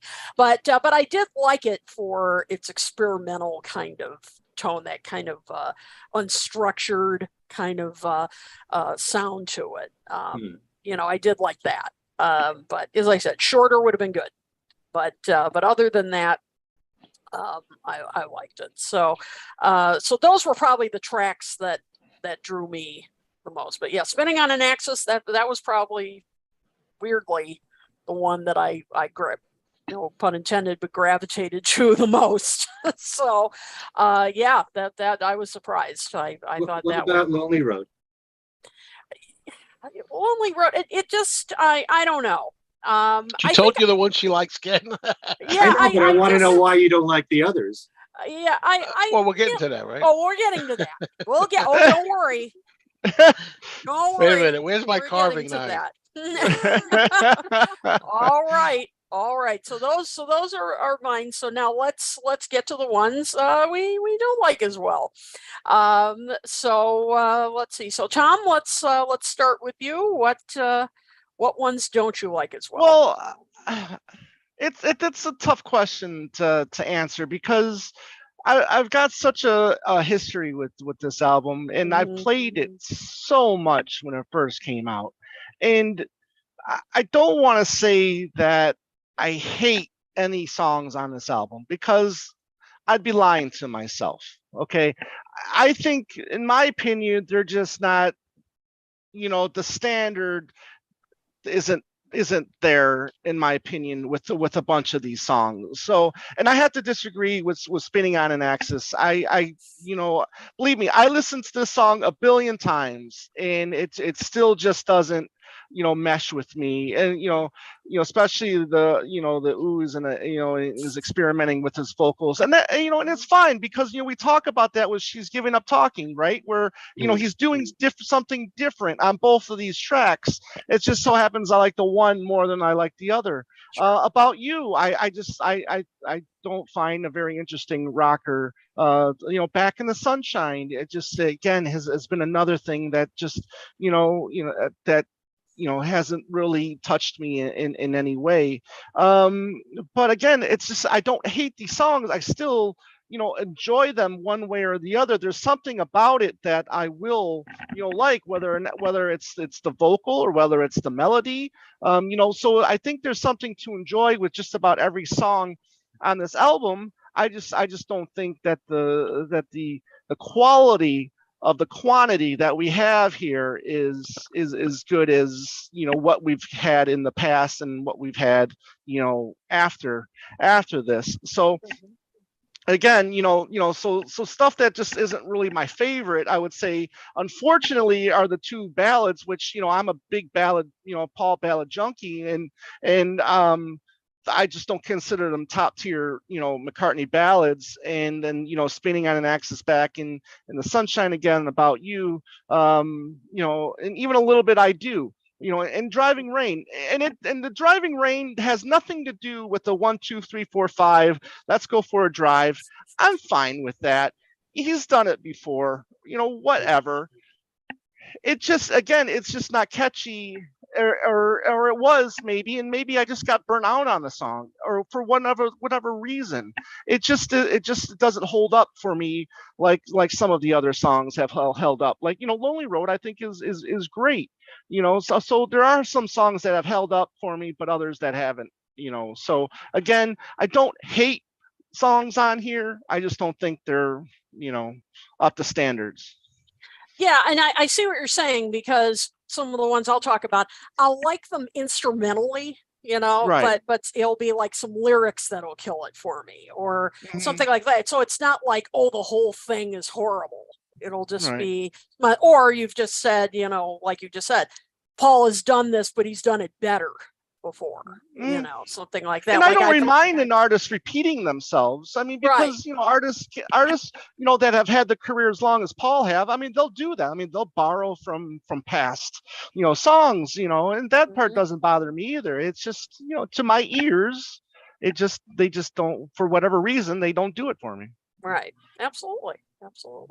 Ken, how about you? Are there any songs on here that just don't grab you? No, I like all of them. Really, in varying degrees. you know, but I don't always, when I listen to an album from anybody, it's not like I make comparisons to what they did prior to. Right. Because if you take a song like Your Love and Flame, which I happen to enjoy now, if I was to compare it to so many other ballads that Paul did that I think are better, I'm not going to suddenly dislike Your Love and Flame because of it. You know, they all have merit, they all have value, and his songs stick in my head.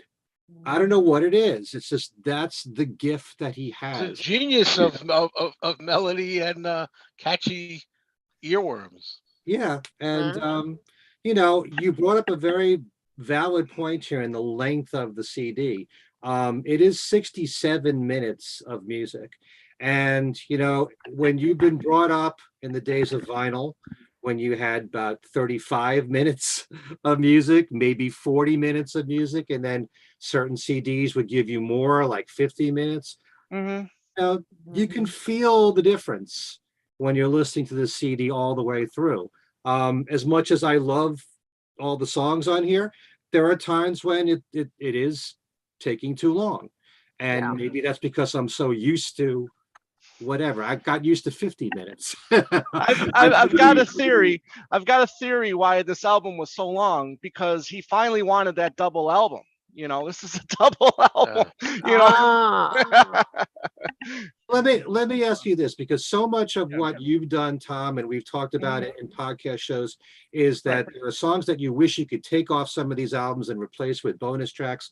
What if you took an album like Off the Ground, which is the greatest example, where the bonus tracks on the CD singles were really strong and in many cases better than some of the songs that were on the album? What if you took all those bonus tracks and you added them to all the songs that are on Off the Ground, and it got to be 80 minutes of music? As much as you liked all those songs, would you say, you know, this is starting to get to be too long anyway? You know, well, again, that's for the ear of the beholder. I mean, I would say, I would like it more, because a lot of those bonus tracks that weren't on the album, I really love. You know, and so that listening experience would be completely different for me.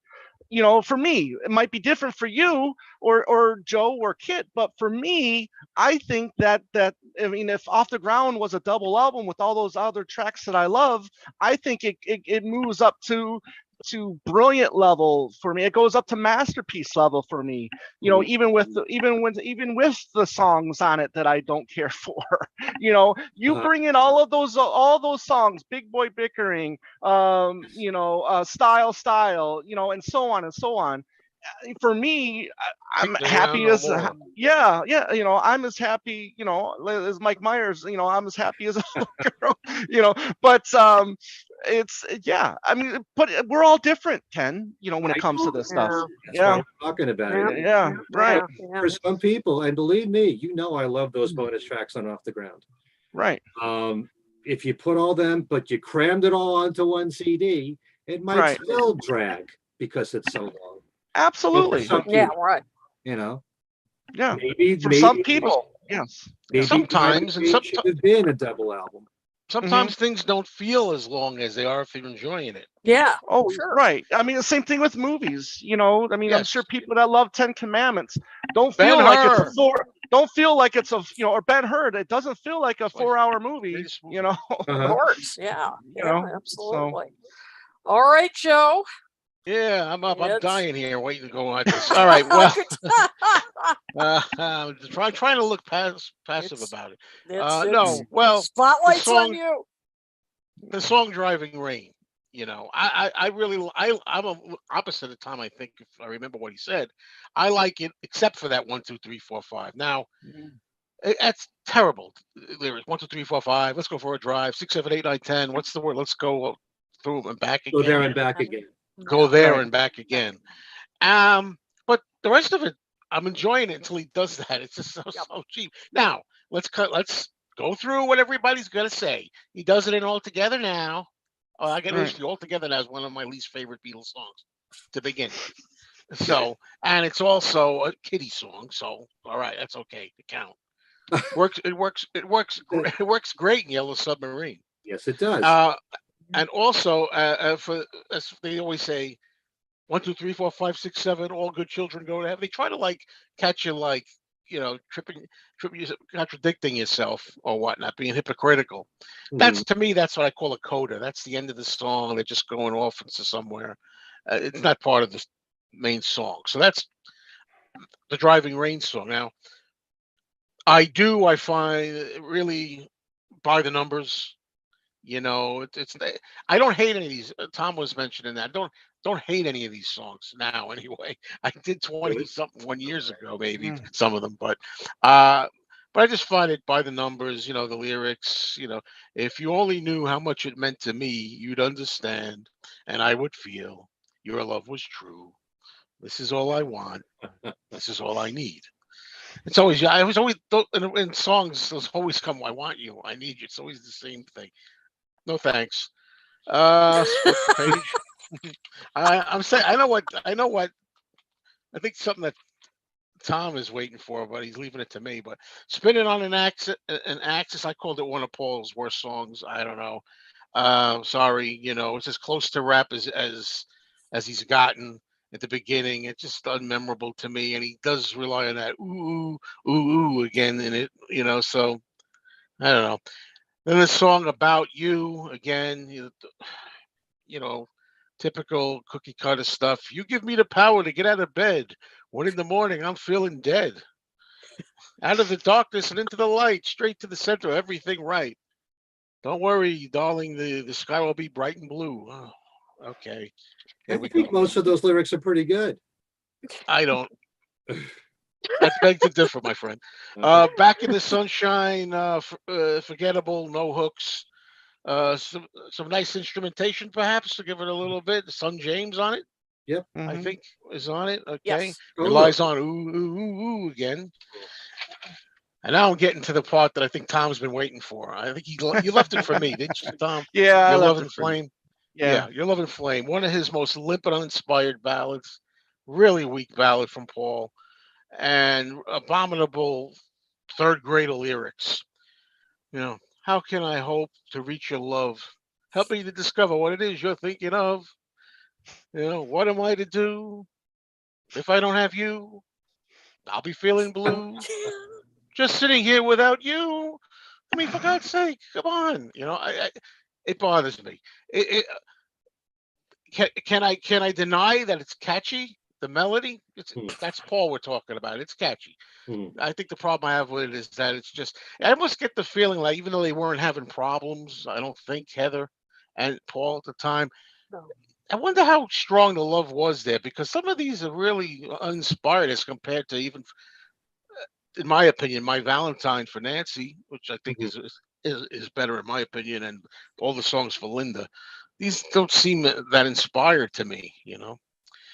Riding into Jaipur, I think at least it attempts something different and musically interesting, like with the Tempora. You know, so I can deal with that. And then the last thing I'll say is freedom. What I always say about freedom is that it served its purpose. I think for the concert for New York City. I mean, it worked there. It was if he had just cooked that up and just did it there just to get the crowd involved at the concert where it worked wonderfully, terrific. To put it as a track on an album, Right. it's Yeah. just rushed and generic, and you can tell that it's just something he just dashed off, and that's not always a bad thing, right? Mhm. I don't want to make it sound like just because it's dashed off, it's no good. I think Some Days is fantastic. It's one of the best songs he's ever written. Some Days, Yeah. and Yep. that thing was pretty quick. Mhm. Yep. Maybe not 5 minutes, Mhm. but Well, yeah. yeah. I mean, freedom. I definitely think it shouldn't have postponed the CD record release. I think it would have worked better. Just on its own. You do it. You put it out as a single. The Right. money proceeds go to charity. Whatever. And it was a single. Mhm. But I think you just leave it at that. I agree. In just my opinion, I mean, yeah, sentiment is great. I think I think the best part about the song is Clapton's solo at the end, to be honest with you. Yeah. And yeah, and I dig the freedom, talking about freedom, again, I can dig that, but yeah, I agree with you, Ken. I mean, yeah, spend a little bit more time, maybe on the verses, Yeah. And before anybody Especially says anything, because we get this his all the voice is time. tremendous. His voice Right. is Get this tremendous. all Yeah. I'm not crazy about it. Give Peace a chance either, folks. So before you say, well, what about John? Give Peace a chance isn't much to it. It's a great slogan, but not much of a song. But give Peace a chance. Yep. Okay. Hmm. Boy, I can't really add much to that because a lot of that is what Go I ahead, was going take to the pressure say. off. Yeah, I mean, wow. Yeah, I mean, there's so much of that that I really agree with. Yeah, a lot of the problem I had with it was lyrics because the band sounds great. And a lot of the time, the instrumentation was great. It was just, Paul's bass sounds terrific on many of the cuts. His voice sounds great. It was just the lyrics would just there were times it was just like a scratch record that just made it come to a halt for me. Yeah, she's given up talking. I mean, that yappy yap yap. I mean, I just thought this is the man that wrote Here, There, and Everywhere. I did like the effects on his singing, sounding like he was singing through a megaphone. It was a little experimental. I appreciate that, but I just think, it was kind of like what we were saying, Tom, like what you were saying earlier. It's things he's done before, but done better, like Talk More Talk. I love Talk More Talk, but this just sounded forced to me. I just, I know you disagree, but I mean, this just didn't work for me. Driving Rain, I actually did like after the part after the 1, 2, 3, 4, 5. When he starts saying, "You come walking through my door," like the one I've been waiting for, and then, so why don't we drive in the rain? Like that part. It was like, okay, this sounds like a good driving kind of song, very positive, and but yeah, that 1, 2, 3, 4, 5, that's got to go down as one of the worst lyrics he's ever written. I'm sorry. I mean, that just really bothered me. I just thought you could do better than that. Tiny Bubble, I'm kind of on the fence with, but it was, and he's done this before. He sometimes writes lyrics where I feel like he thinks, yeah, that sounds good, but it doesn't make much sense. All the world's a tiny bubble floating inside the truth. I mean, when you think about like what is he trying to say there? I mean, he likes to do that to where then he leaves it up to us to interpret it, what it means. But I just kind of think, I just think he just doesn't really develop it, into exactly where, it would make a lot of sense. And Back in the Sunshine Again, again, the lyrics starts off promising, we're leaving behind all our trouble and strife. That's the way it's going to be for the rest of my life. Okay, that's all right. But then we're taking a ride out to the land of the free. And I thought, what? I mean, it just, it just sounds kind of no worry, no pain. I mean, I don't know. It just sounded a little trite to me. And there were other parts that I just thought you can do better than this, but again, instrumentally sounded great. And as you said, with Freedom, well-intentioned, very well-intentioned. I appreciate what he was doing, but yeah, I agree, Tom, shouldn't have been on the album. The single would have been just fine. Just leave it as that. But it sounds like it was written in 5 minutes. I mean, it definitely does. I've just never particularly liked it. And I think, Ken, you asked me why I don't like Lonely Road. One of the reasons is I never liked the way it started with just those bass notes. I just thought that was an odd way to start. There's just that da da da da da da. I mean, just what an anticlimactic way to start it. I just thought that was a very odd way. I mean, it just like I don't know. I just never liked that. You know, I don't know what it is. We'll agree to disagree on that one then. Yeah, I just never, I mean, the rest of it's okay. I mean, I don't hate it. I don't hate the song. It's just never done a lot for me. I mean, I just, you know, just a lot of these songs I just don't find very memorable. That's all. It's kind of like what Joe said. I don't hate it, but I like Lonely Road. I was saying that early on. I like Lonely Road, but then it goes off with thoughts of you. Yeah, I don't like that and either. It's like, come on. Yeah, You know, I but don't still, like that part it's either. you know, can you think of anything else to say other than basic stuff like that? Yep. But I love it. I do love that one. Well, obvious the three of you spend a lot more time looking at the lyrics of Paul. Well, really, they just stood out that you can't much. Generalize that to his whole career, you know. No, but there are This times album. when his lyrics are just adequate, and that's fine for Yeah. me. Because, you know, Yeah, sometimes I like them. towards the melodies and the hooks and the arrangements and everything else. Right. And I when- mean, Yeah, but not here. I do Right. that with other things. I excuse other songs too. with trite lyrics. why? If I like the overall song. Exactly. It's like why? Okay, for My Love, for example. Again, I Yeah, mean a good that's example. Yeah, well, I think A is good a good example. example. But why do we love that one? You know, when it's so easy compared to something on Yeah, Driving yeah. Rain that is equally as easy. But I mean, but maybe it might not be as catchy. I don't know, but it's really weird how we can like his easy Yes. lyric stuff on some songs, but other songs we call him lazy for it. You know. yeah. I don't know. That's the most I don't know. frustrating It's thing true. about these kind of discussions. Not here, only here, but any kind of music discussion. You know, well, Mm. it's like one suit or size doesn't necessarily always fit all the songs, so to speak. One size doesn't fit all. Why? Yeah. It seems like I'll say one song sounds like a childish song, but then I like another childish sounding song. True. How does that work? You know? Yeah, because certainly Yeah. every lyric Paul has written isn't, rocket science or anything. I mean, Yeah. that's true.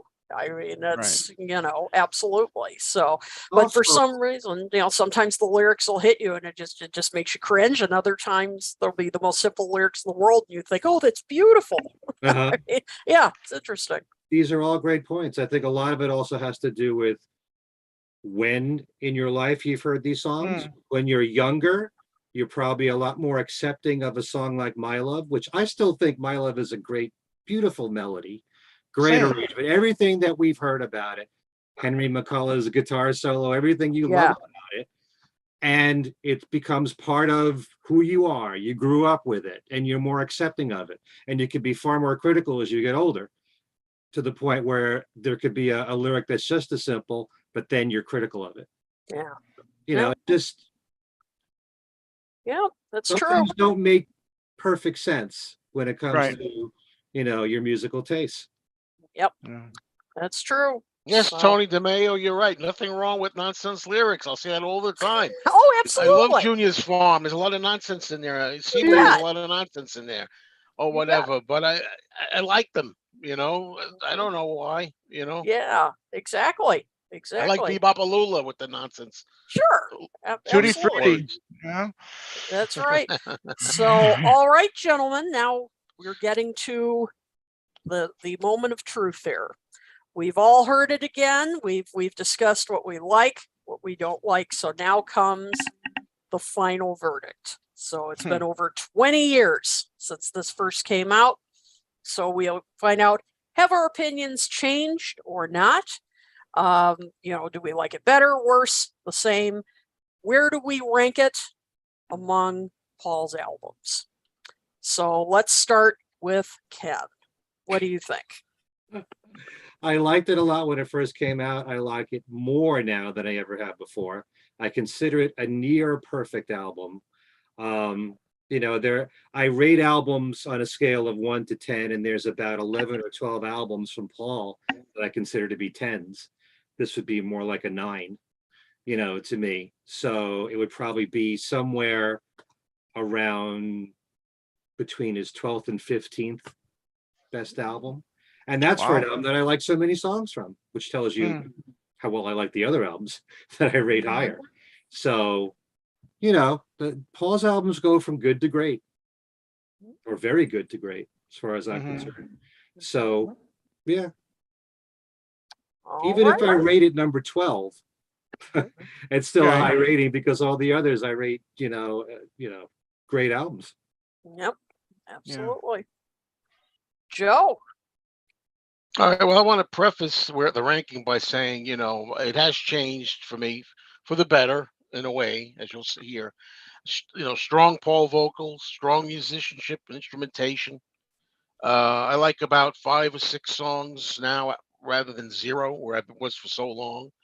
I think the poor lyrics let it down in spots. And as far as where I would rank it, right now as we're doing the show, I'm thinking I'd still put it at the bottom. When I say at the bottom, I'm talking about Paul's original albums of his own work. I mean, not the oldies. Not like Russian Shova, album. the Russian album, or any of the other, Fireman. Or I'm talking just about the regular Paul stuff. But as I'm doing the show, I'm sitting here and I know everybody seems to love Press to Play. And Ken, you'll be happy. I mean, that really is growing I'm, in appreciation and stature. I'm I very still happy don't about like it. I still don't like it, but now you're not going to like it because I'm like, I always put Press to Play next to last. And I'm thinking, wait a minute. It seems like I like more a number of songs here than I do on Press to Play. Is Press to Play now the bottom? I don't know because I think the quality of the songs I like off Press to Play I like better than any of these. There may be more here, but I like the quality better of the ones on Press to Play. So anyway, I'll say I'm still going to leave this on the bottom. Driving Rain is still, in my opinion, probably for me, Paul's least album. Okay. And it is from now, I'm going to call it Driving Rain, folks. There's no more Thriving Pain. No more because Thriving Pain. I don't feel it. I actually, overall, I had a good time with it overall, listening to it again, revisiting it after all these years. Just a little too long. All right. You we're heard it making here. progress. We're making progress. You heard it here, folks. No retiring Thriving Pain. Yep. Sorry. Wow. Oh my gosh. But it's still his worst album, just to save a face. I'm telling you, I still don't like it that much. Yep. Okay, Tom. Well, I do want to mention one other song that was recorded during this time, and that's Vanilla Sky. It's another track that I think is a good soundtrack song, and I don't know if I would ever, want to put this on the album or not, but I do think that Vanilla Sky is a really good song from Paul around this time. But as an album as a whole, it's in the bottom for me, and I'll tell you why. And I think this album gets buried because the albums that came after this are just so strong. Chaos, Memory Was Full, New, Egypt Station, McCartney 3. I just think that it just kind of overshadows this album. And I know we want to look at these albums separately, right?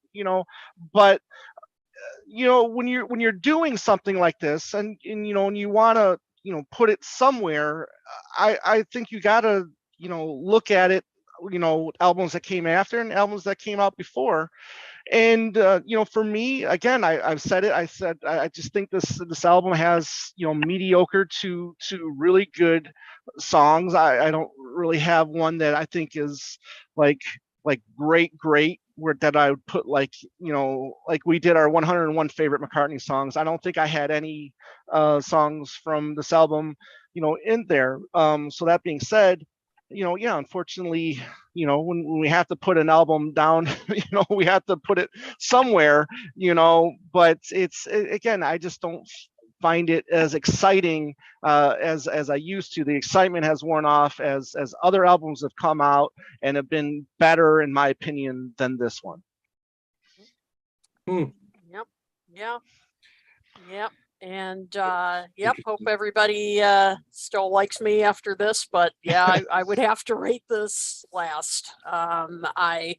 I too, I think it's mediocre to average for me. I really did listen to this. I was hoping, that after all these years I would like it better. I really did. I tried to listen to it with as open mind as I could. I just couldn't do it. I would rather listen to Magneto and Titanium Man I'd rather listen That's it. to a That's saying a whole, lot. whole I album. I don't understand the problem you have with that song. I mean, it's Not just me a either, little but that's long. another It's a story. little long, and it's the subject matter. I I don't think think it's just the long. comic book stuff and all that. It's a But I'll 3 minute tell you, I'd rather listen to that, Oh. like 1,000 times. But no, it's not terrible. I mean, this isn't terrible. I'm joking, but it's just, yeah. I mean, to think, however, that he followed this up with Chaos and Creation. I mean, what a change, which is, as you were, I think you said this, Ken, a masterpiece. And it really, really is. So, just what a turnaround. You hear that, Richard Dolan? Chaos and Creation in the Backyard is a masterpiece. That's right. And that was a grower for me too. I mean, that Yeah, me took too. a while. I mean, I didn't instantly dislike it or anything, but yeah. and now, yeah, I mean, that I think has aged extremely well. So yeah, well, this was really fascinating to dive into, and as I said, you guys have been asking for this for a long time. You asked for it, and and no, we really had fun revisiting this album and giving it another listen. Hope you enjoyed it too. And there have been so many comments coming in here that it's been hard to keep up with all of them. Yeah, really. But we've been reading them, and so appreciate your thoughts on this. And as I expected, they're all over the place on this album. That's the kind of reaction Driving Rain gets, right?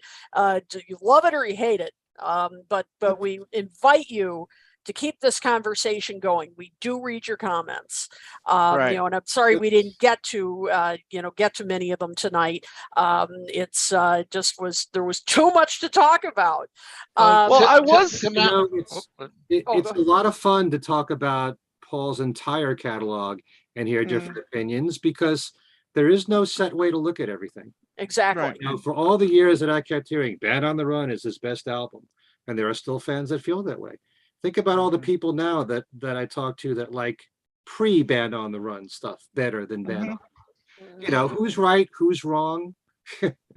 We all have different opinions. We're all entitled to them, and I just want, Tim Allen was asking here, says, now that you've given a second listen to Driving Rain, excuse me, I'm gonna say it the right way. I said I wouldn't call it that anymore. Driving Rain, Tim. Are you going to give a second listen to Extra Torture, meaning extra texture? Torture. I think they did that already, but my mic wasn't working that day. I couldn't get on the show. Oh, that's right. Yes. I really want you. That does not improve for me. This improved more than that did. Let me tell you. Interesting. So okay. Yeah. Yep. So yeah, I love excited about that. 3 songs. I love 3 songs on Extra. The first 3 songs I love. Right. Yep. Yeah. If you guys have any albums that you want us to do for specific suggestions for future another listens, let us know. We already got a suggestion, Dark Horse. Oh yeah. All right. That's interesting. Yep. That's interesting. That would be an interesting one to do. Yes, Dark Horse. That could be another listen series in a way. For sure. That kind of sometimes, like, people think like lukewarm. Yeah. At least it did well. It did well on the charts, though. Yeah, it did. That's true. But yeah, that's an album that today gets kind of, people are kind of mixed about it. But yep, that's a good suggestion. Absolutely. So, well, I think that wraps it up for tonight's Another Listen. We hope you enjoyed it. We certainly did. It's been fun to revisit Driving Rain. So why don't we go around and let everybody know where you can reach us and what's been going on. Oh, before I do it though, you can reach us on our Facebook page. You can reach us right here on our YouTube channel. Please subscribe. We want to get those numbers up. They they've been kind of, static lately. So we want to get those numbers up. Please tell your friends, please tell your family to subscribe. And we really appreciate all of your support. As always, we couldn't do this show without you. You can email us at talkmoresolotalk@gmail.com. Again, if you want us to do specific albums for another listen, please let us know. You can follow us on Twitter at talkmoretalk1. That's the number 1. You can, of course, if you'd rather listen to our show, you can get us on virtually any podcasting platform you can think of. And I didn't mention this on the last show, so I want to make sure you can also listen to us on Fab4 Radio, courtesy of Beatle-Ed, who also carries many of our individual shows. So thank you to Beatle-Ed. Just go to fab4radio.com and check out his schedules as to when he runs our different shows. So, okay, let's see. So Joe, how about we start with you? What are you up to? Yeah, well, you can subscribe to me on the Mean Mr. Mayo YouTube channel.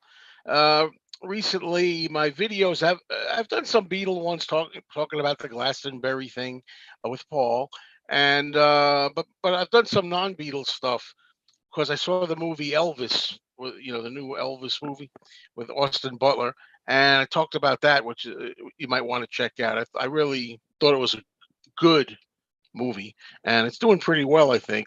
But that inspired me to start doing some reviews of Elvis's movies, which I've seen all of them, and I have notes on them all, so I can just knock those off. In fact, the first 3 or 4 are videos that I did in 2020, and I'm reviving them, putting them up. So I'm doing a little Elvis now. I'm on an Elvis kick a little bit here. And yeah, I feel like one other thing, I shot a video unrelated again to music or Beatles, really. Beatles or music, really, backwards.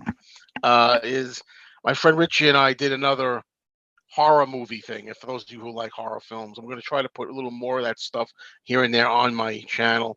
We talk about our top 10 or more with runners up horror movies of the 1960s. So I'll be putting that up soon. And that's about what I'm up to. Excellent. Always up to something. And Tom, how about you? What are you doing?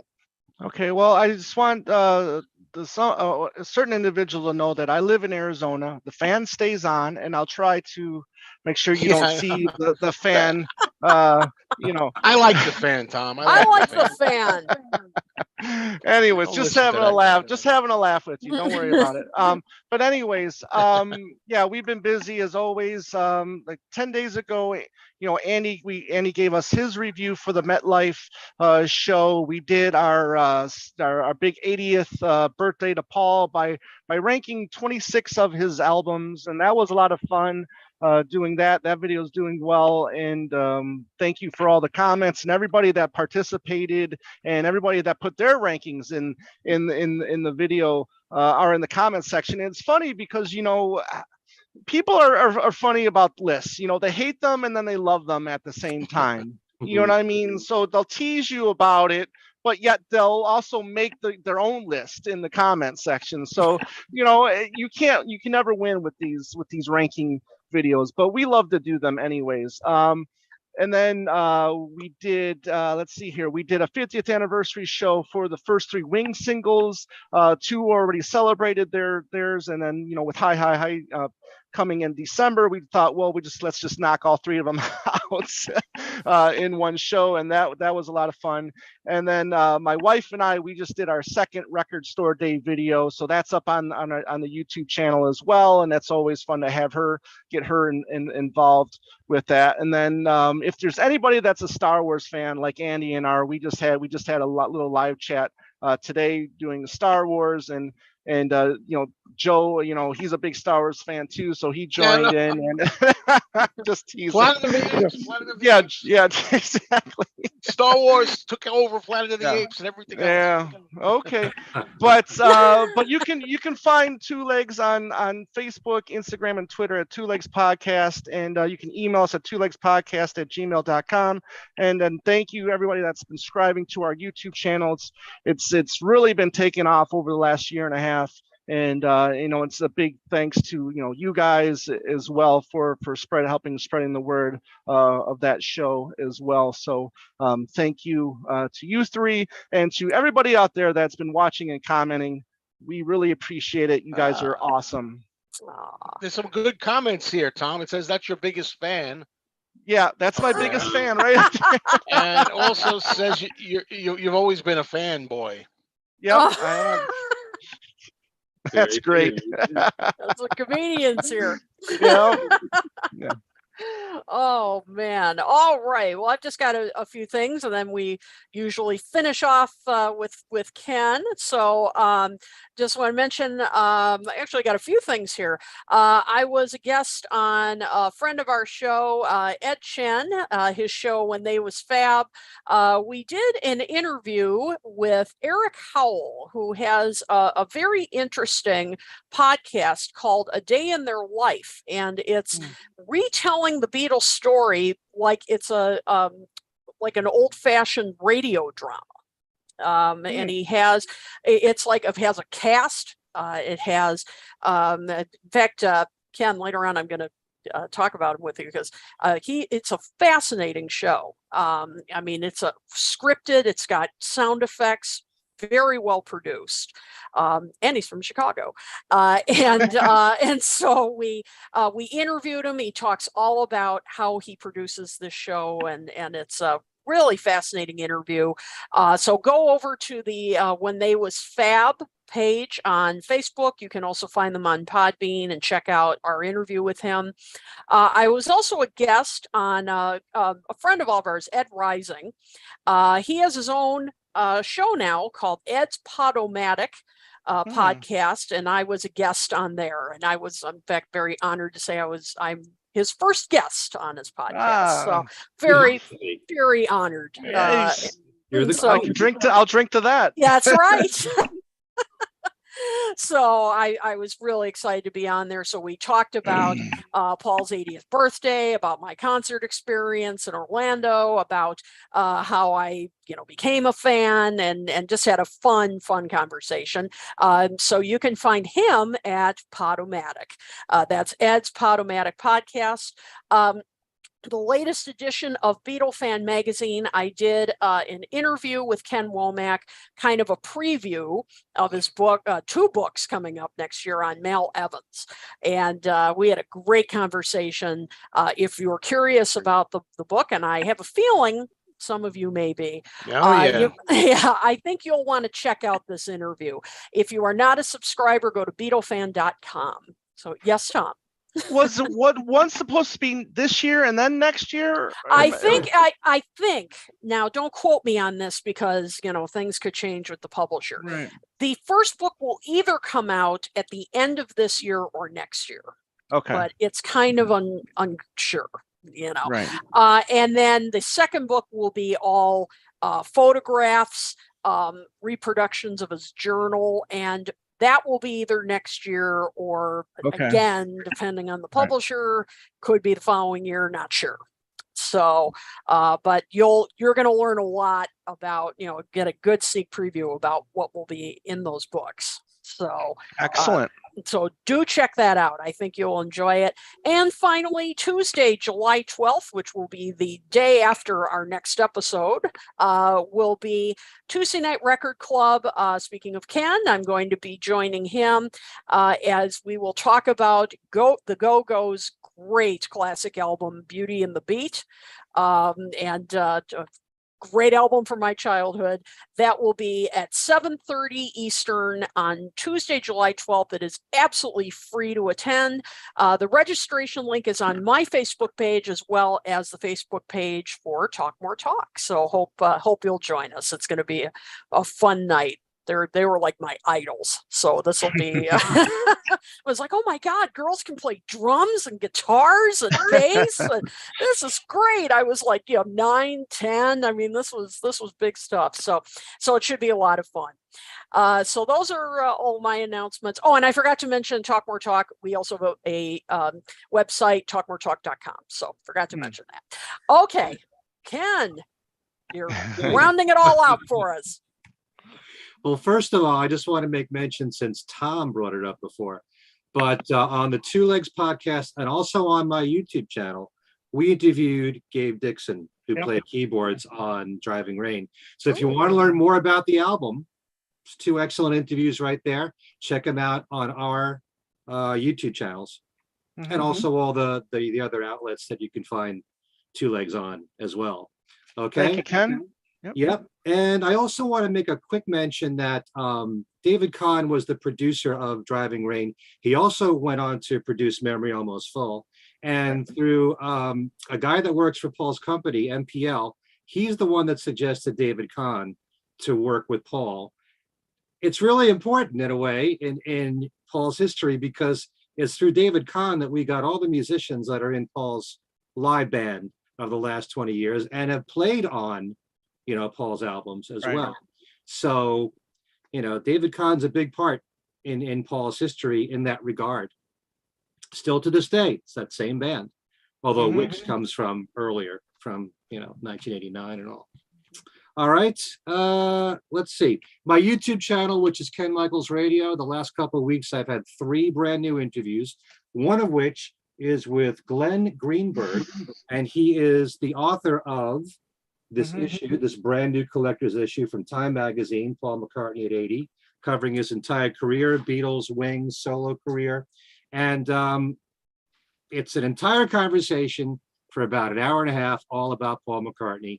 And, well, I consider him to be complex. Joe was answering on Facebook that he doesn't think Paul is a complex person. Well, I said he is many things, I would call him, but I don't know about complex. But that's just no. We should do a show on that here. There you go. Wow. But we The only one that says no.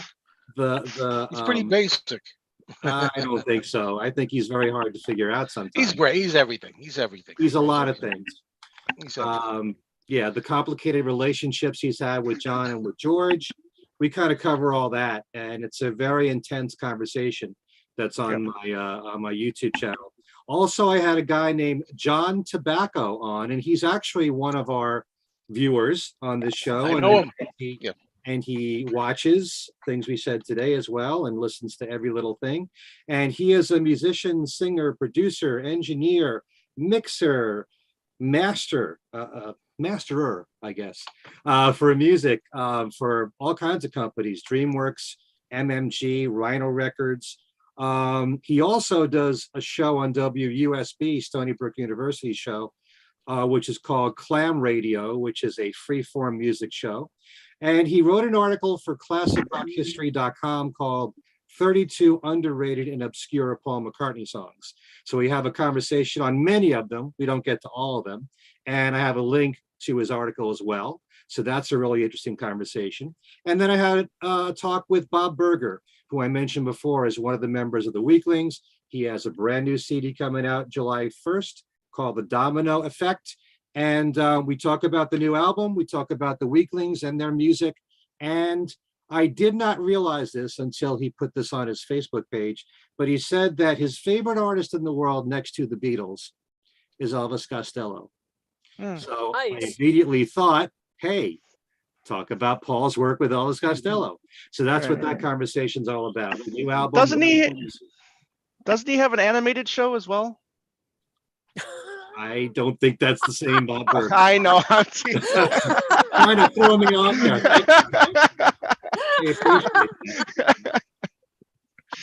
So yeah, that's all on my YouTube channel, Ken Michaels Radio. Let's see. My website, kenmichaelsradio.com. There's weekly Beatles trivia. And as I mentioned, this CD, for the next 3 weeks, if you enter the contest, you will win your choice of 1 of 10 prizes. Plus, as an additional prize, you'll get Bob's new CD. 11 brand new songs from Bob from the Weaklings. Things we said today. Good you question. already read it? Yeah, I reread it. I think I might answer it or try to attempt to answer it after this show. Okay. I think it's one of my easier ones. I think so. One final thing here. I was on Megan Peace's show. She hosts a radio show called The History of Rock and Roll. I recorded an interview today along with Dave Schwensen, who wrote the book The Beatles in Cleveland, and Tim Hatfield, who has a new book out, When We Find Ourselves in Times of Trouble. We were all interviewed separately. It's all on her new show, which is on her website, called The History of Rock and Roll. That's the radio show. The website is thehistoryofrockandroll.net. And that's what she covers. The history of rock from the 50s through the 70s on her show. So 3 Beatle people all put into one show there. Okay, if you want to get in touch with me directly, my email address is everylittlething@att.net. And I do believe that covers everything. Excellent. Okay, cool. Excellent. And actually, I was on Megan's show too. I forgot to mention that about a week or 2 before you were. So if you go to that page, you'll find me there as well. So a lot of people were in her show. She's great. So I'll have to listen to yours, Ken. I haven't heard yours yet. All right. So thank you all for joining us for this jam-packed show. Hope you enjoyed it as much as we did. We will see you July 11th for our next show. So until then, this is for Tom, Ken, and Joe. This is Kit saying, why don't we drive in the rain straight through the eye of the hurricane? 1, 2, 3, 4, 5. Idea. 1, 2, 3, 4, 5. Good night, everybody. In the driving rain.